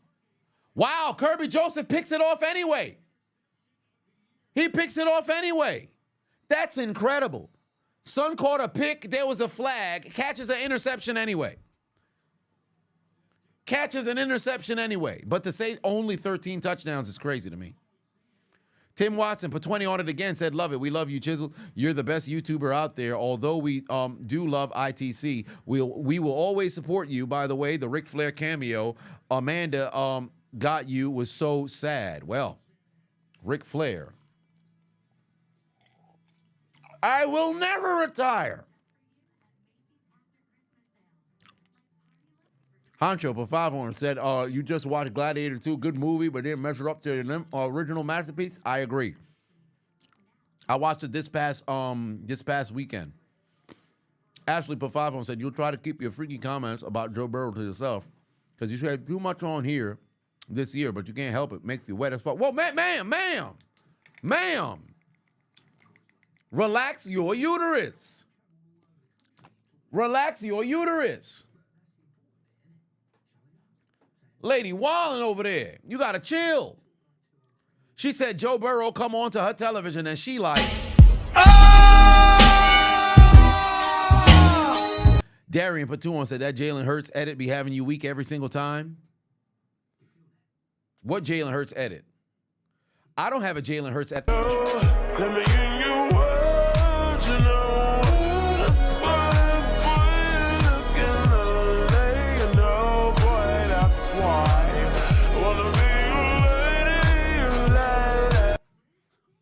Okay.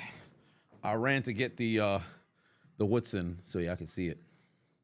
So that's it over there. Charles Woodson whiskey. That's the beverage. All right. Yeah, they chopped and screwed the or slow and reverb. But we got last couple of drinks that we gonna have on stream. Actually, this is the last time that we're streaming and drinking. Now that I think about it. No. New Year's Day. That'll be the last time. Because we got 3 months of 75 hard. Well, 2.5 months. Ryan Patuan said Megan Thee Stallion Chargers video is comical. Indeed it is. Bronze Boys Patuan said Vikings got to pay and keep Darnold, right? I agree. 110% they should.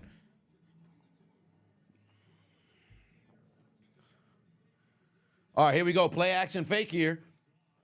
Oh, that's Jamison Williams. Not enough for a first down, but a gain of 9. They are moving the chains. Not enough for a first down, but a game of 9. Let me see here. Last one before Barry to go to 2000 was Eric Dickerson. He had 14. And then OJ, prior to him, had 12 touchdowns. That's a first down again. That's Reynolds. That's Reynolds moving the chains. Spade put 2 on and said, you hope we get the alligators tonight. Well, we might just have to have that happen because who's going to be the first team to make a mistake? You saw it was the 49ers turning it over, and the Lions failed on 4th down earlier. Ellis put 5 on and said, you agree with me? You've been a Cowboys fan for over 20 years. It's Super Bowl or bust. If we can't win it all, why waste time? Yeah, that's the thing. Like, truly, if you guys were able to break through the ceiling of the divisional and you make it to the NFC Championship, from that point, now it's like, the monkey is off your back. You've finally been able to make it back to the NFC Championship, but now it's Super Bowl, or legitimately now, it's depending on the core that's there, the Super Bowl's the goal. Like every single year, Super Bowl's the goal.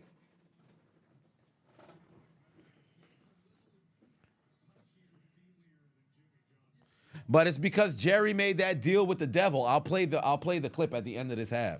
I said the end of this half. At the end of this drive. But because Jerry made that deal with the devil, you can't, and I'll play it for those who did not know. Sergeant Patuan said the 49ers giving out donations. You didn't hear Dr. Umar? Well, this one's for Tim. And I will never retire. That one's for Tim. But, oh, beautiful pass. There's Amon-Ra St. Brown, first down. Donations.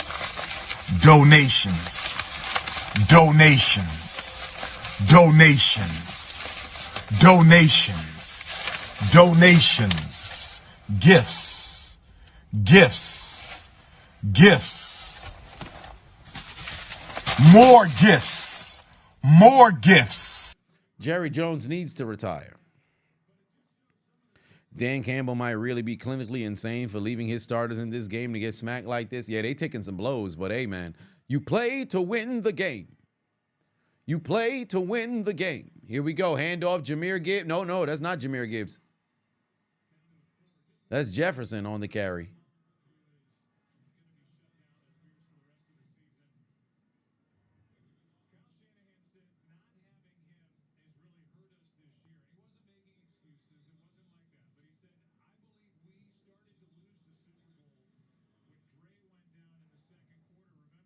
Bro just wants attention when he donates. Hey.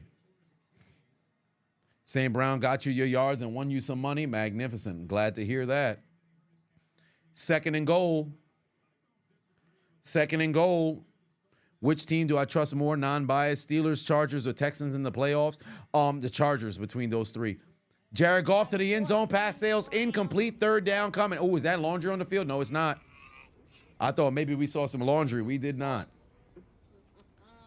Frankie Patuon said, hi, Chisel. Just wanted to show some love. Big fan. Why, thank you. I appreciate you. I appreciate you. That's love. Thank you very much. Yeah, I had to cut it off before Stone Cold takes it a bit too far. So let's say it again. Thank you very much. One more time. Thank you very much, you son of a bitch. Hold on, wait a minute. Stone Cold, you got to relax. Stone Cold, you got to relax. All right, third and goal, 26 seconds left to go here in the quarter. Jared Goff to the end zone. Oh, my God. St. Brown never saw the football. St. Brown never saw the football. Oh, he would have had a touchdown, but St. Brown never saw the football. Damn. The double move was successful, but St. Brown never saw the football. Oh, my God, that would have been a touchdown. St. Brown never saw the football. That's a damn shame. That's a damn shame. It looked like they're keeping the offense on the field. It looks like they're keeping the offense on the field. Dan Campbell said, fuck it, let's go for it. Dan Campbell said, fuck it, let's go for it. You know I'm a degenerate. All right, here we go. Fourth and goal. Jared Goff wide open. St. Brown, that's a touchdown. That's a touchdown. And the Lions have their very first lead of this game. They said it's belt to ass. They beating the shit out the camera.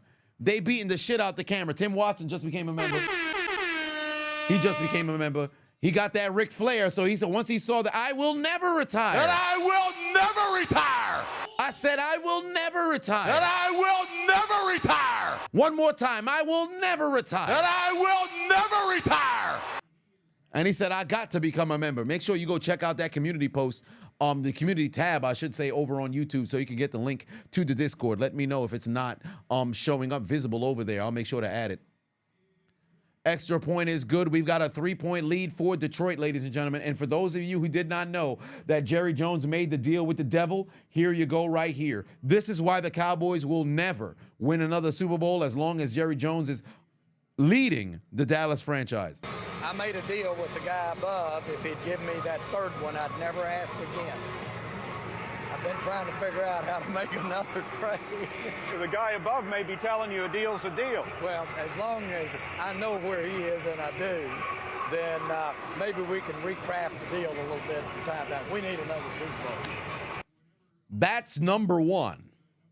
That's number one. And it was so bad, he talked about it twice. If we play Sunday, I want you to think about what Monday and Tuesday is going to be like if we get beat on Sunday. I want you just to write down what you'd do that day and how hard it'd be to put that foot up and put it down. Just live in that bucket of you-know-what.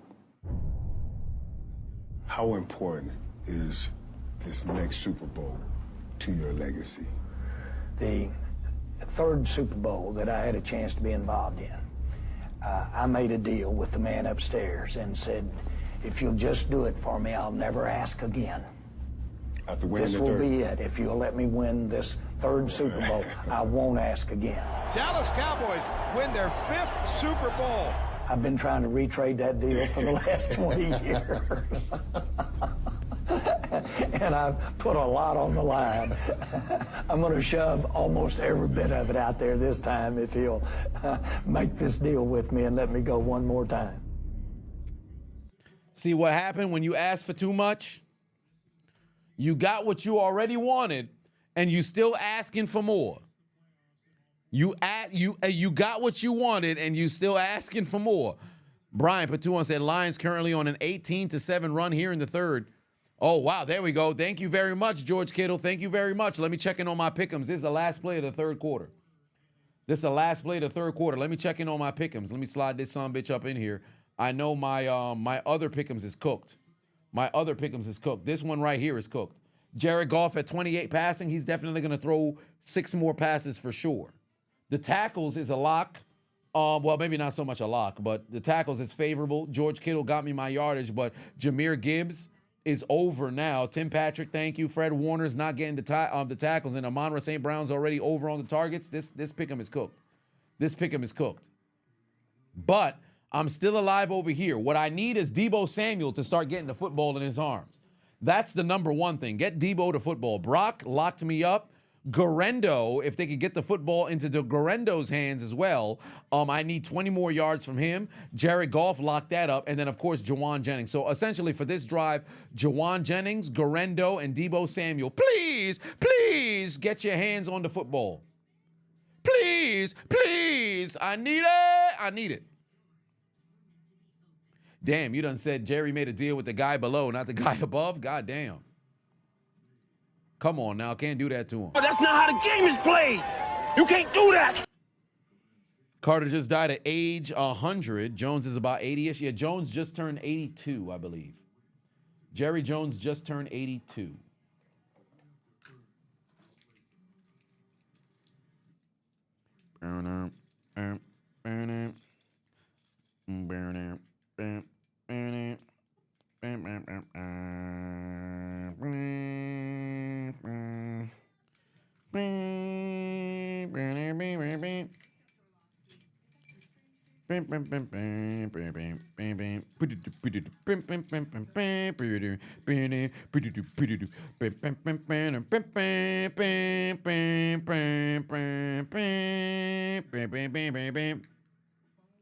Who do I got in the Super Bowl? Everything Pittsburgh. But to answer the question, as I stated a bit earlier on the stream, it would be the Bills, Ravens, Lions, Vikings. They handed them a tomahawk steak. Damn, that sumbitch look tender as fuck. That sumbitch look tender as fuck. You better bite the fucking steak before it fall off. You better bite the goddamn steak. Why the hell these dudes staring at the damn steak? You better bite that sumbitch. But, ladies and gentlemen,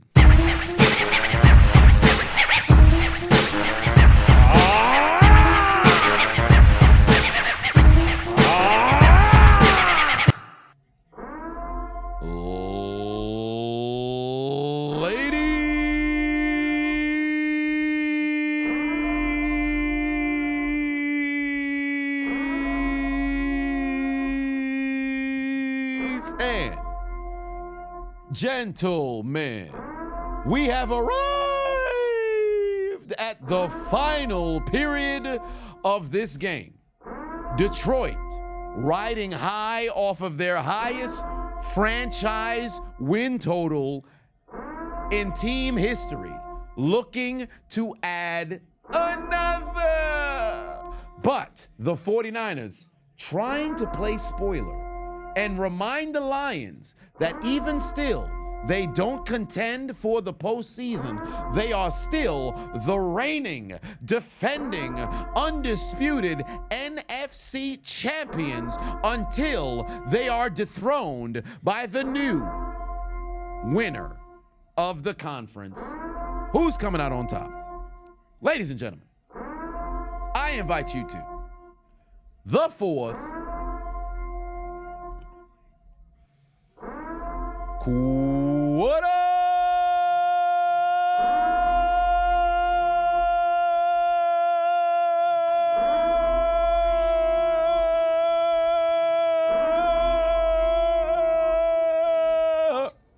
It's time. Oh, they running a little bit of trickery. Ricky Pearsall is fixing to throw. That better be Jawan Jennings. He just threw the football out of bounds. He just threw it out of bounds.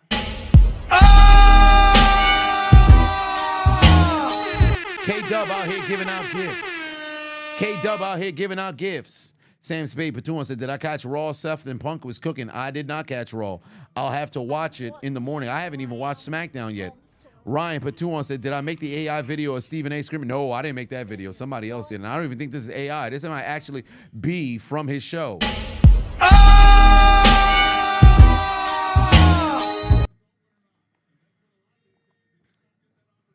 All right.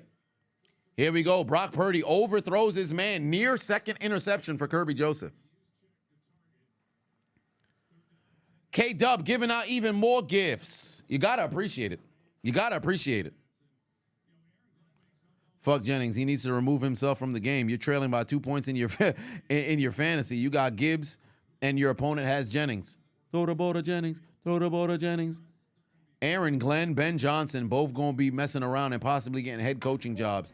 They better motherfucking ask for whatever money they need to get from the Lions front office. They need to get paid. Then you sell it. Oh, there's Jennings. Oh, my God. Jennings had the fucking reception, but it's off the helmet of Robinson playing defense right there. Way to make a goddamn breakup. Way to make a fucking breakup. Oh, Lord. Oh, that's a bad pass from Purdy. Sergeant Patuan said, how many after hours clips do I have? Well, now, maybe like 20. I downloaded so many made by the individuals up there in the Discord. Shout out to everybody in the Discord. Y'all holding it down.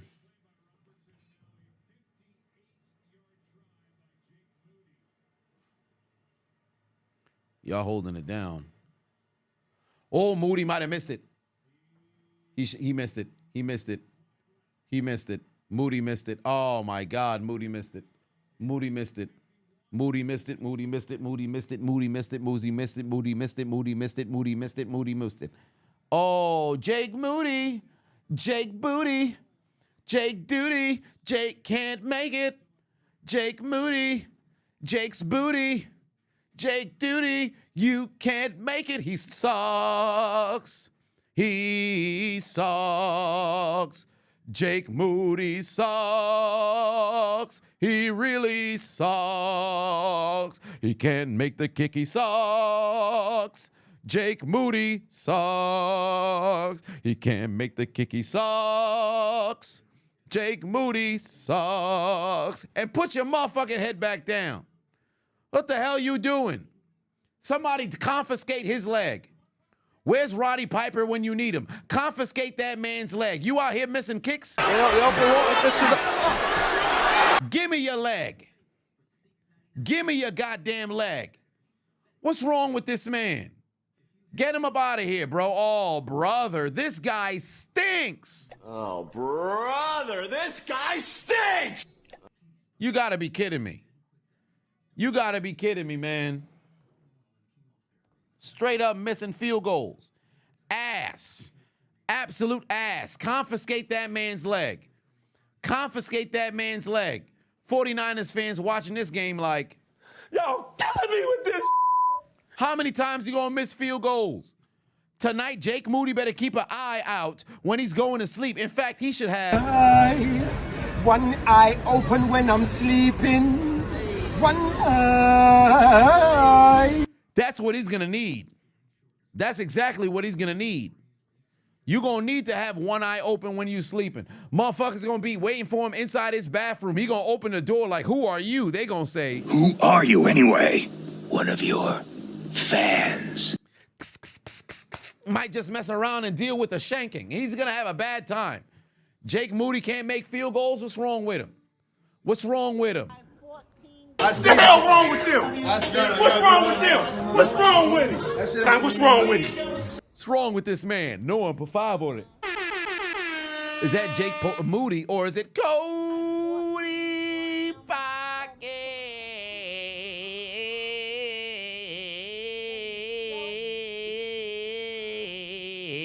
Is that Cody Pocket? We need to know. Brian put 2 on, said, play the Gator for Moody. We might just have to play the Gator for Moody. Because Moody don't know what the hell he out there doing. It's Moody looking real booty. He's looking...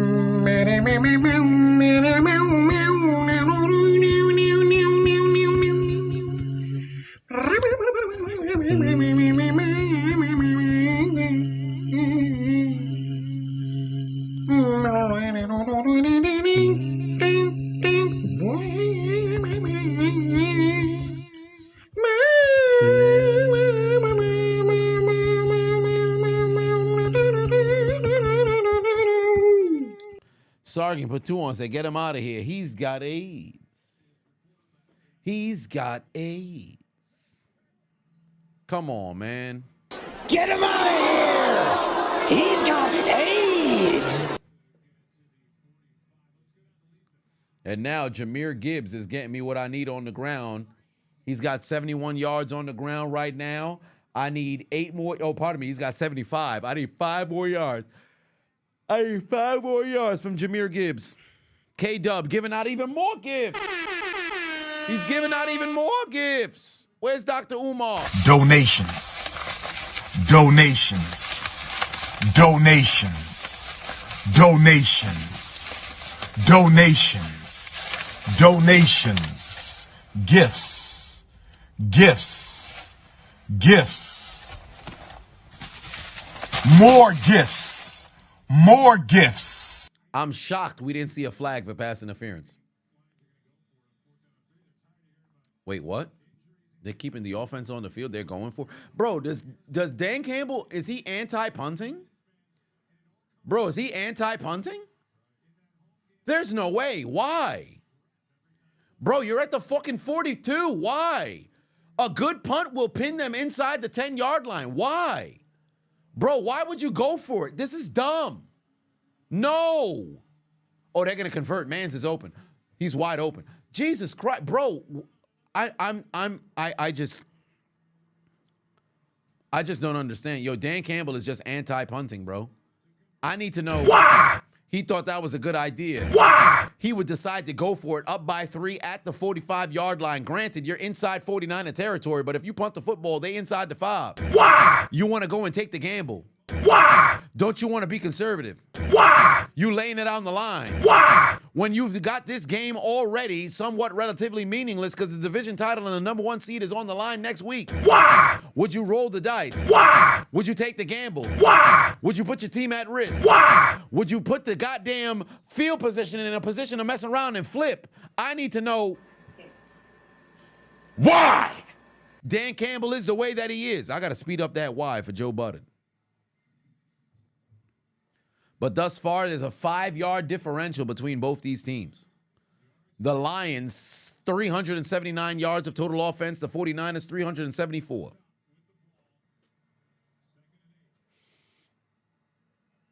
Oh, my. Ellis with 5-1 said January 1st, starting next year, all children born between 2025 and 2039 will be a part of the demographic generation beta. You know, I think Generation Alpha is after Generation Z, right? Is that the name of them? Generation Alpha? If so, Generation Beta is a crazy generation to be a part of. I'm not even going to hold you. Beta? I don't know. Where's Jesse Peterson when you need him? Where's Jesse Lee Peterson when you need him? Beta!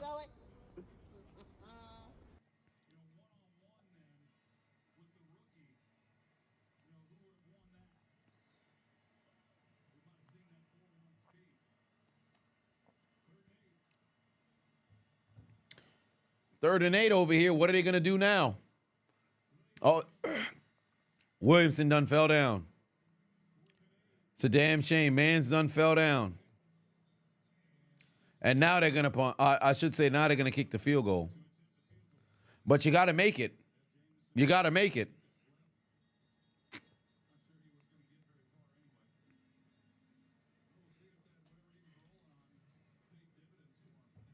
Yeah. Beta! Yeah. Beta!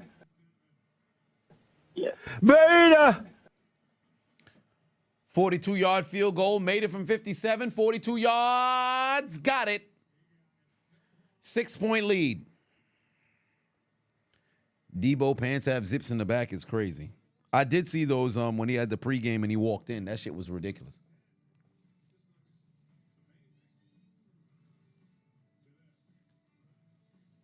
Six-point lead for Detroit. 10:29 left to go here in this game.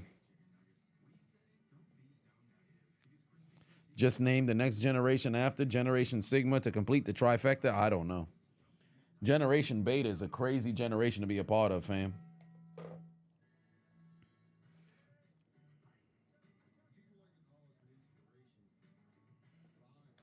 Jake Bates finally pleasing himself, finally done pleasing himself on the sideline. Hit that field goal with ease. Yeah, he looked a little crazy. He looked a little crazy.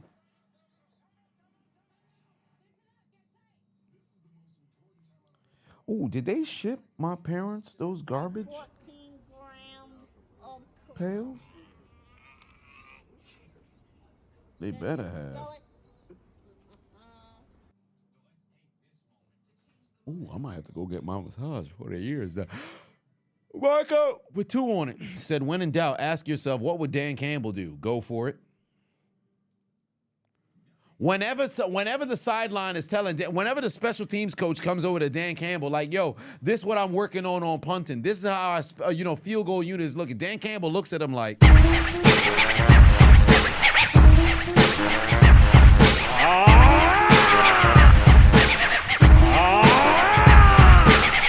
he don't give a damn what the hell that man is saying. He don't give a damn what the special teams coordinator talking about. Oh, you cooking up a what? Oh, you guys got a different holding scheme? Oh, y'all working on punts? Yeah, I don't give a fuck. We not doing none of that shit this weekend. We not doing none of that shit this weekend, bro. You said what? Oh, yo, the punter been pinning it inside the 10? Oh, that's crazy. Yeah, we're gonna go for it from our own 30-yard line.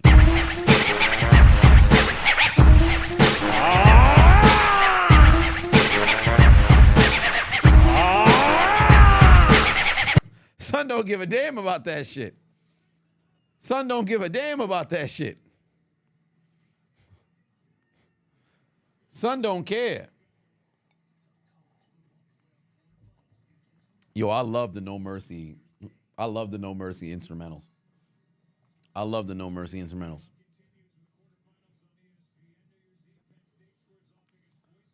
By the way, I'm curious. Can y'all hear the Warlock punch Ganondorf scream in the midst of that as well? I'm playing it simultaneously. I wanted to see if y'all can hear it. I can hear it on my end. I don't know if y'all can hear it. That shit's hilarious. Isaiah, what's going on? Lions special team is there for emotional support? Yeah. It's that damn Warlock punch. Ganondorf's my guy. I tried to, believe it or not, that was going to be my cosplay for DreamCon. But I couldn't get the pieces because everything was fucking baggy. I wanted to look like Ocarina of Time Ganondorf. I wanted to be Ocarina of Time Ganondorf.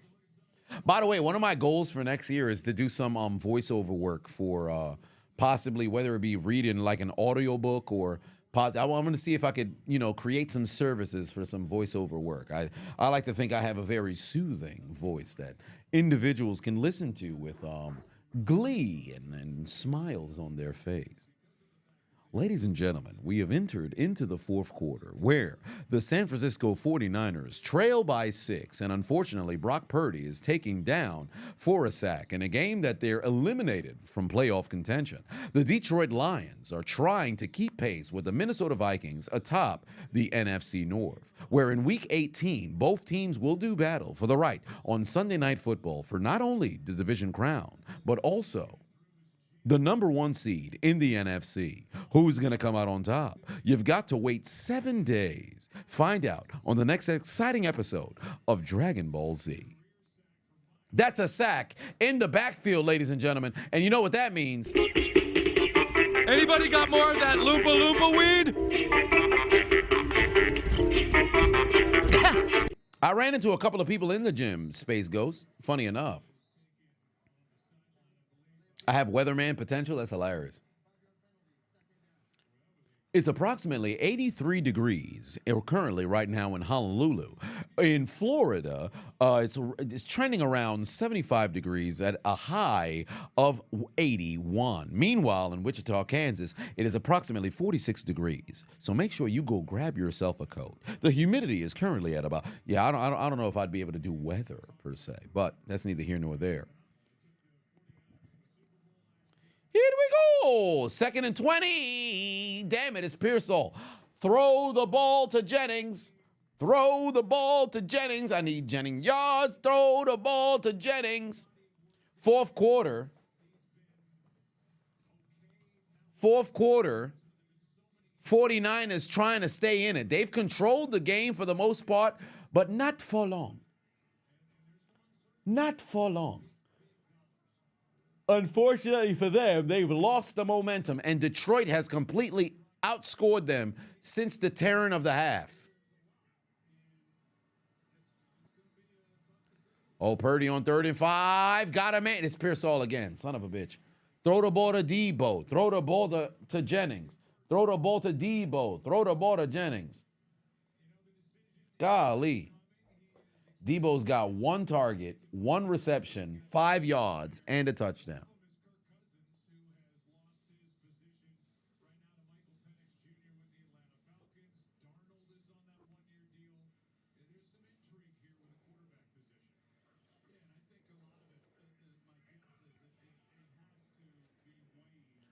Ricky Pearsall with the fucking game of his career. 7 catches, 31 yards.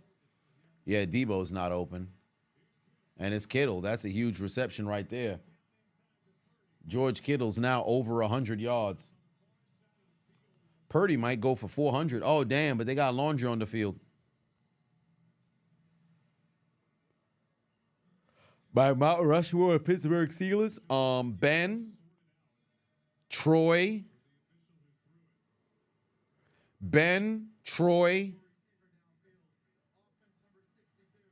Lambert, Franco.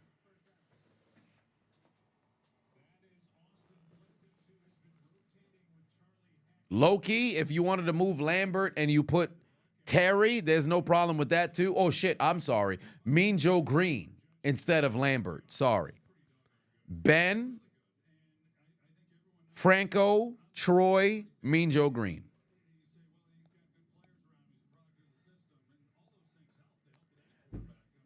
Damn, 1st and 15. That's going to back him up.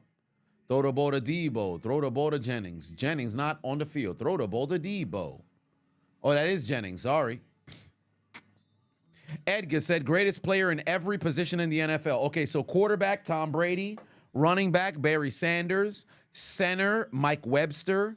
Guard, Larry Allen. Tackle, Bruce Matthews. Or Joe Thomas, but I'll say Bruce Matthews. Tight end, it'll be Travis Kelce. So I'll say Travis Kelce, but it's Gronk. But I'll say Travis Kelce. He'll bet. No, you know what? I'll say Gronk. Gronk, wide receiver, Jerry Rice. A cornerback is Rod Woodson on Deion Sanders, but I'll say Deion Sanders. Safety, it's a hot take. Ed Reed at free safety. Troy Polamalu at strong safety. Ronnie Lott really is there at free alongside Ed Reed. So it's like a 1A, 1B, but I don't feel comfortable saying, oh, wow, pass intercepted. Kirby Joseph got his 9th of the year. Oh, my God. Kirby Joseph got his 9th of the year. Hey, you're looking at the defensive player of the year. You're looking at the defensive player of the year. I think he's just jumped back into first place in defensive player of the year rankings. I think he just jumped back into first place in defensive player of the year rankings. That's his 9th pick on the year. What a fucking play by Kirby Joseph. What a fucking play by Kirby Joseph. But there's that at corner. Middle linebacker, Ray Lewis. Outside linebacker, Lawrence Taylor. D end, Reggie White. D tackle, Aaron Donald. Kicker, Justin Tucker. Punter, Ray Guy. Coach Belichick. So that's to answer your question. Sarga Patuan said 49ers is giving out even more donations. 9 picks on the season by Kirby Joseph, and he is my defensive player of the year. Brock Purdy out there trying to sing to get a contract at Could Have Been Records. He stepped in front of Drewski and he started singing like,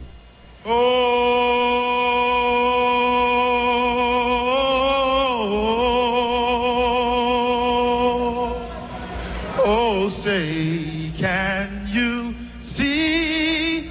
And the Rockets, red flag. Uh-oh. I'll make up for it now. For the land of the free.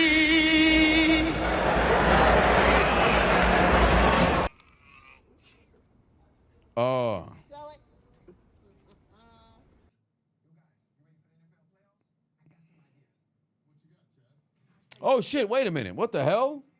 Unknown Adonis is watching the stream, bro. You said you got out the CC unit. Wait, but are you heading back home? Hold on, wait a minute. How the fuck you in the stream? Hold on. Cause my phone died before you my phone died because I was gonna call your mom back and then she freaking well, I should say the phone died before I could contact her back. I know she gotta get another call. So oh, you getting released in a couple of days? All right, perfect. Wednesday, I should be able to pop out and swing by. So Wednesday, I'll see you on New Year's Day, bro. I'll see you on New Year's Day.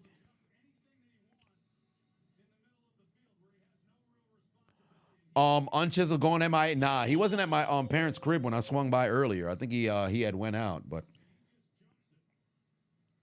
you still in the hospital? Damn. Pain. Yeah, but you out of the CC unit, so that's cool. That's good. Hopefully you feeling better. I didn't even peep because I just looked over at my phone because my phone been dead for a minute. It just, oh wow, it's at 100 now. But it was dead during halftime. I tried to call your mom and it died immediately. I'm like, oh shit, well, there it is. So I turned it back on right before halftime started.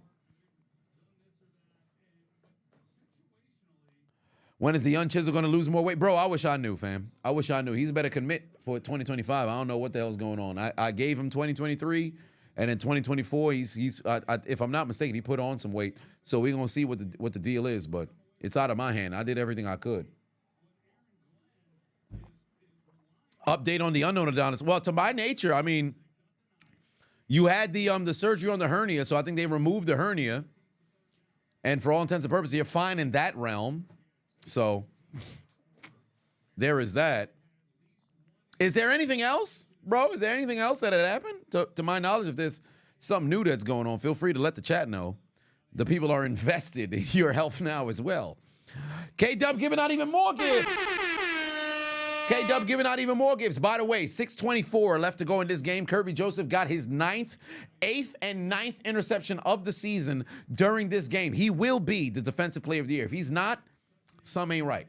Because Trey Hendrickson leading the league in sacks alongside Myles Garrett. Both those teams potentially could mess around and miss the doggone playoffs. Nick Benito, we've been having a very good season.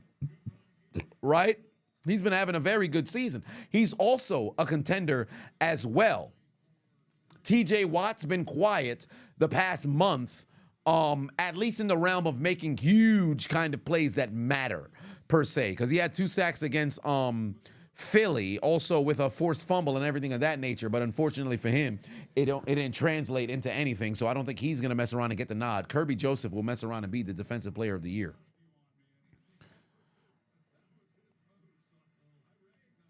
A lot of gas and pressure, still a lot of pain in them pills. Ah, shit. Yeah, need them pills. Yeah.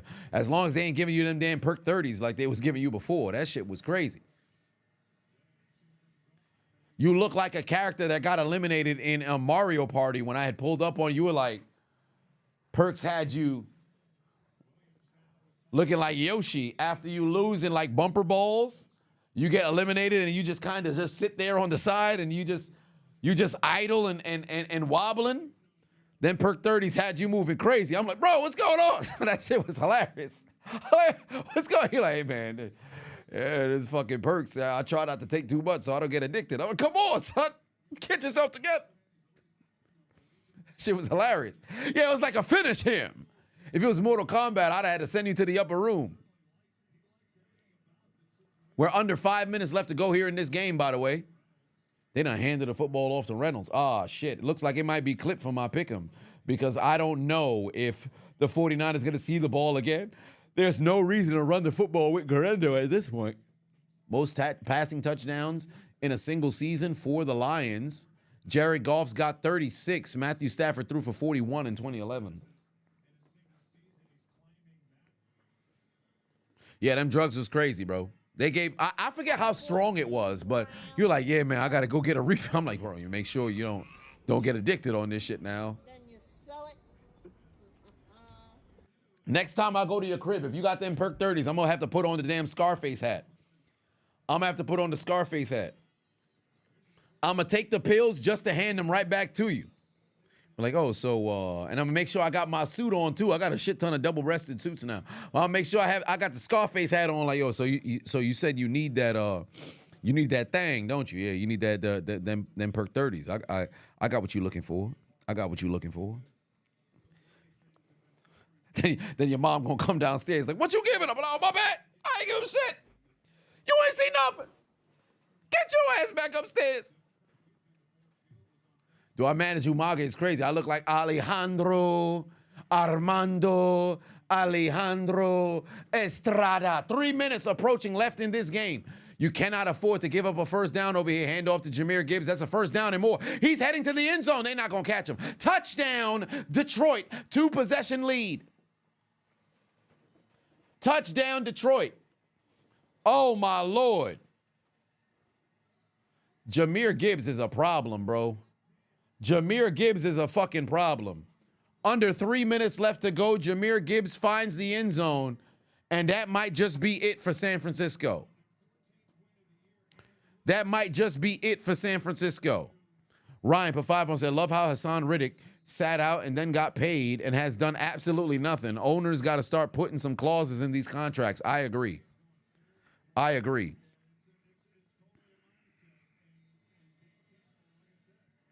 What a fucking score right there. He absolutely missed the extra point, though, wide to the left. But it's still a 2-possession lead because 13-12 is 12 or 13 points literally means nothing at this stage. 12 or 13 points means literally nothing. So the miss doesn't matter.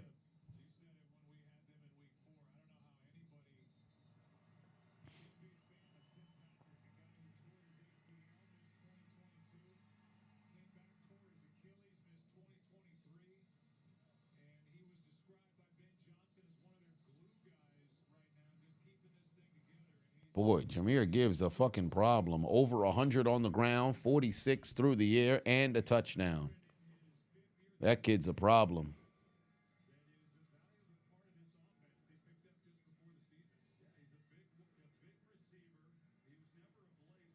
'49ers Shannon Sharp challenge accepted. Yeah, that's what's going on. That's what's going on out there. Unfortunately, he treating them like Michelle. Shannon Sharp done laying down their hips, or I should say, the Detroit Lions laying their hips into the damn into the 49ers, telling them, whispering in their ear. It's a bad situation. Oh, now let's see what Deebo Samuel can do on the return. Absolutely nothing. Homie just got laced off his damn body. Did the ball come out? Oh, damn, we got a fight? What's going on? No, it was picked up by the 49ers. They got the football. 14 grams of How the fuck did the ball get out there? Are they going to say touchdown? They said it's a that might be a touchdown. Hold on. Are they going to rule it a touchdown? 9-2 said, was the 2000s to 2010s best era of Pro Bowl? The 80s to the 2000s, the 80s through the 2000s was the best era of football. Yeah, the football is out.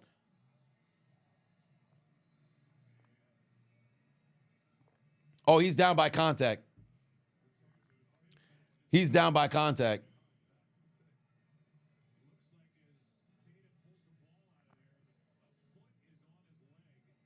Yeah, he's down by contact. This ain't no touchdown. He should have just went arms first. But, I mean, I understand why he went body first.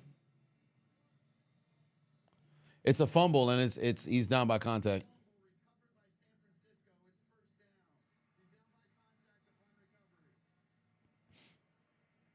But, yeah, the 2000s to the 2010s, best era of ball, nah, I think it's the 80s.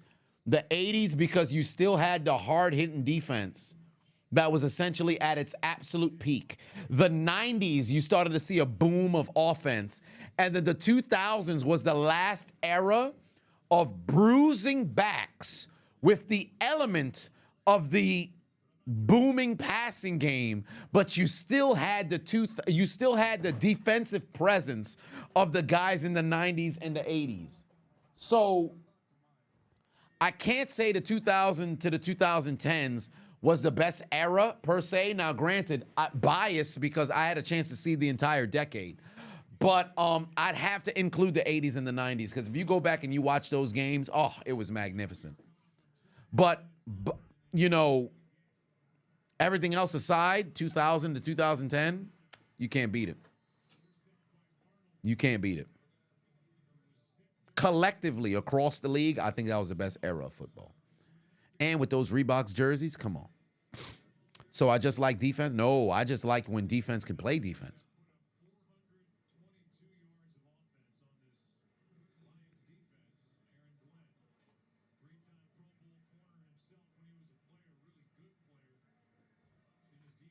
All right.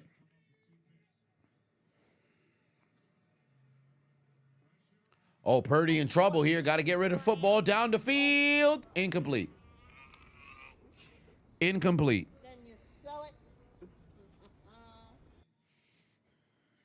Reginald put 2 on, said, did anybody see the Hall of Fame finalists? Hell of a list. Yes, indeed it is. Eli shouldn't be on it. But yeah, hell of a doggone list. Hell of a doggone. Damn, Aaron Glenn just missed out on the Super Bowl. He was with New Orleans in 2008. Then he ultimately ended up retiring.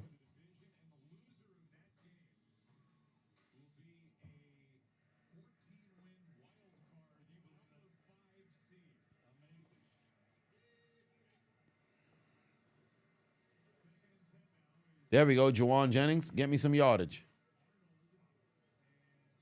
Ooh, hard hitting right there. Did I see the AB vid? I didn't watch the awards just yet, but I'm tuning in tomorrow. Damn, Aaron Glenn had 41 interceptions. Shit. He's on the New York Jets all 4-decade team.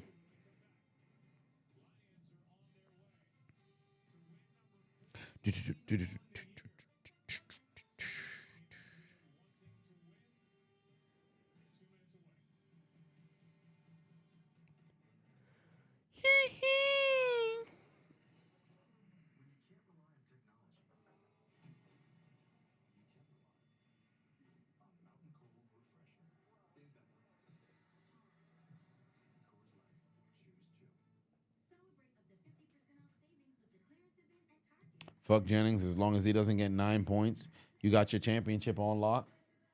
Yeah, I need essentially from my pick'ems, I need 17 more yards from Garendo. I just don't see that happening. I need well, Debo's got 5 yards receiving it. Unless he has a 55-yard touchdown, I'm cooked. I'm cooked.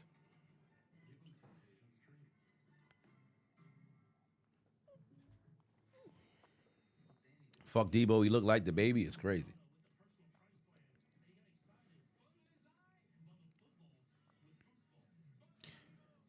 NFL Blitz era. Oh, my. Oh, unknown Adonis said the hip bone, waist bone is connected to my hip bone. This man is over here talking about all kinds of bones. He looked like you singing Hannah Montana. We're doing the bone dance.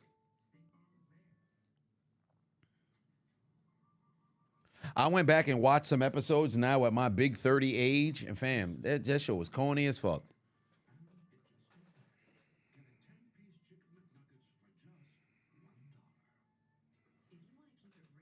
Good God.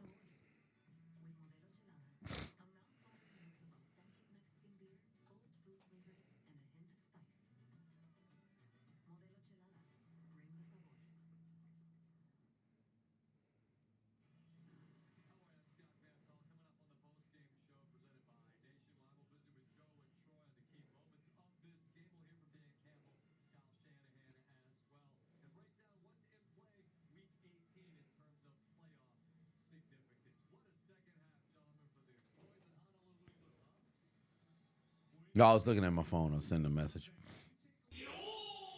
But 2 minutes left to go here in the game. Where are the 49ers? Are they inside line territory? Yes, they are. Yes, they are. 3rd and 2 here. It's pretty much 4-down territory through and through. Now, granted, they do have 2 timeouts remaining, so that's a saving grace. Another pass to Pearsall. He's got 100 and he's got to have 140 yards now. Pearsall is having a game of his life. 8 catches, 141 yards and a TD. 714 said you saw Xavier Woods tweet saying Houston is on his not to travel to again. Yeah, he'll probably be at DreamCon next year doing some heel stuff. We'll see. I saw him last year at DreamCon. That was pretty cool. Him and Xavier Woods. I say him and Xavier Woods. I'm talking about Xavier Woods. Him and Kofi Kingston.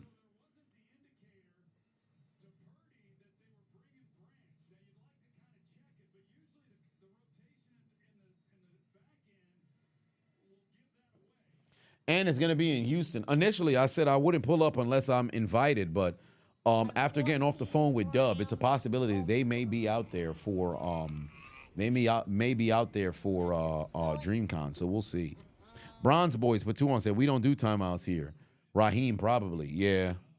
That doesn't really work for me, brother. C Sharp put 5 on, said yo Chisel, pop a little bit of the bubbly for you. You just won your first fantasy league championship in your second year trying. You're feeling good, baby. Yeah, hey man, congratulations. Congratulations to C Sharp Major. You done got yourself a fantasy championship. Damn, they done checked in Joshua Dobbs. Take the L, I love her. The game is over, brother. Take the L out of lover. The game is over. How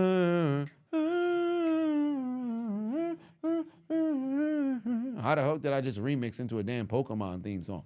But Josh Dobbs came into the game, got Juwan Jennings the yardage I needed for my pick'em. He's now got 43 yards. That should lock up my pick'em for Juwan Jennings. No, pardon me. He's got 60 yards. But because of Debo, none of this shit matters. Juwan Jennings got me what I... Oh, and I still need the Garendo yardage. Ellis put 2 on and said, if released in 2025, will I stream some GTA 6? Yes, I will. I'll definitely purchase the game. I'll have to play some of the games online. I'll tell you that much. I still got to play freaking Sparking Zero online. 14 grams of Sargon put 2 on, said Josh Dobbs, ball-headed demon. Yeah, the ball-headed demon. The pastronaut, if you will. The pastronaut, if you will. You ball-headed demon.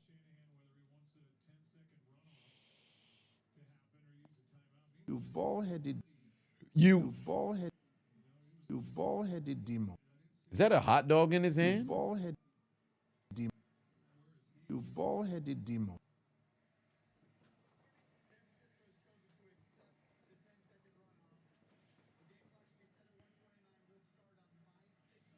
Yeah, I got a lot of the N64 games I got to freaking play.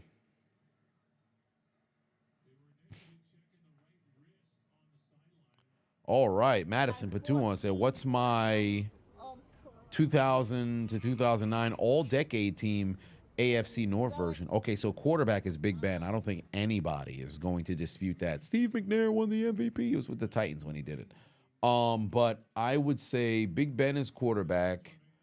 Running back is Jamal Lewis, because not only did he play for the Ravens, he played for the Browns. Jamal Lewis would be the running back representative.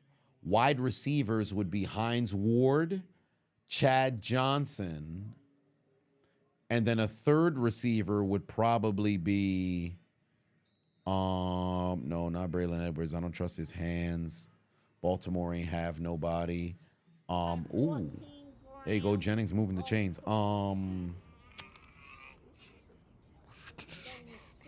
If I needed a third receiver in the 2000s. Desert put 5 on, said, I love you, Chiseled. Adonis and the stylings of Jacob Fatu. I love you, Chiseled. I love you, Chiseled. I love you, Solo. I appreciate you. A third wide receiver, 2000 to 2009.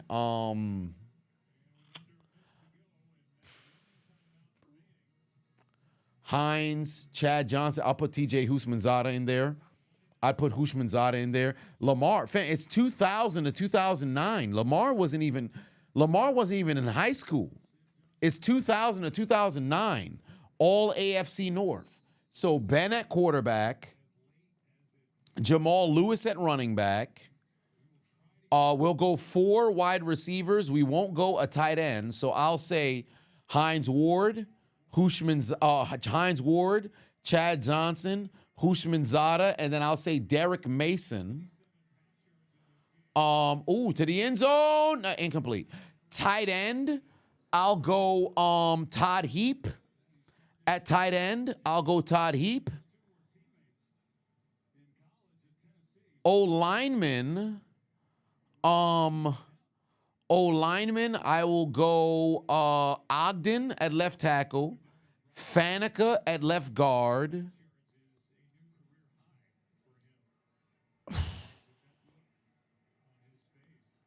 No, Mac was in the 2010s. For the center. Center, I'll go Hardings for the center. Oh, Dobbs is going to keep it himself. The passer not scores a touchdown. Marquise Pouncey's rookie year was in 2010. He doesn't qualify. Joe Thomas came in, 2007? Ogden retired, I think, 2007. So I still would go Ogden. Damn. Right guard, right tackle would be NA because I can't remember of those guys there.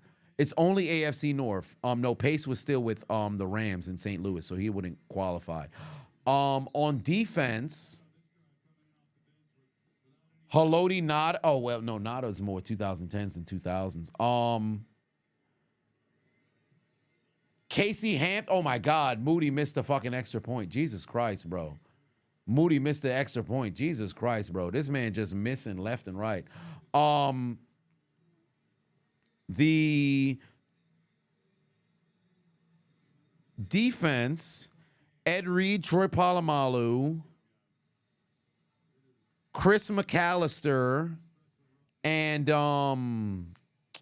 there's another corner in the 2000s for the Bengals. Why is it escaping me? Not Adam Jones. It was before Adam Jones. Jonathan Joseph? No. When did he go to Houston? He's more known for his days in Houston, but when did he leave Cincinnati? I forget.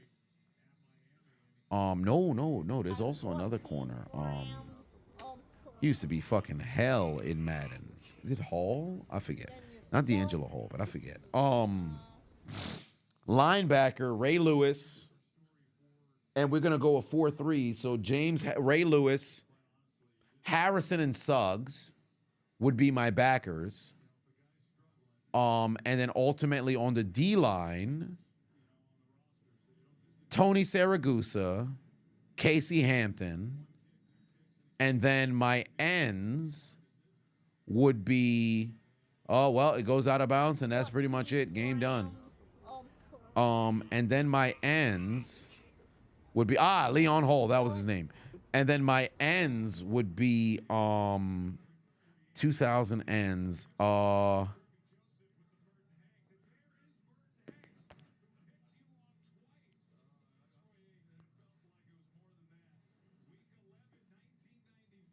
Aaron Smith and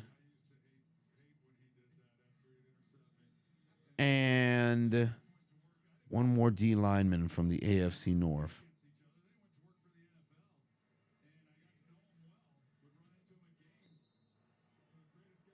Aaron Smith and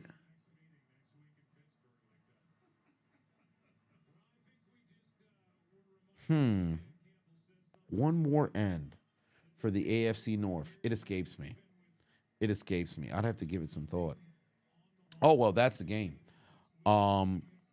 That's the game. Stacks for 5 on said, you said, will the real NFC champions please stand up? Well, unfortunately, they ain't standing up right now. They done sat down and took an L. Ahmad put 2 on said, what's my favorite Pokemon game? Big Chisel, Pokemon Crystal. Pokemon Crystal. I really enjoyed the second generation, being able to go back to Kanto. That was fucking awesome. But that wraps up this here game. Yeah, no punts in this game, surprisingly. No punts in this game. 14 grams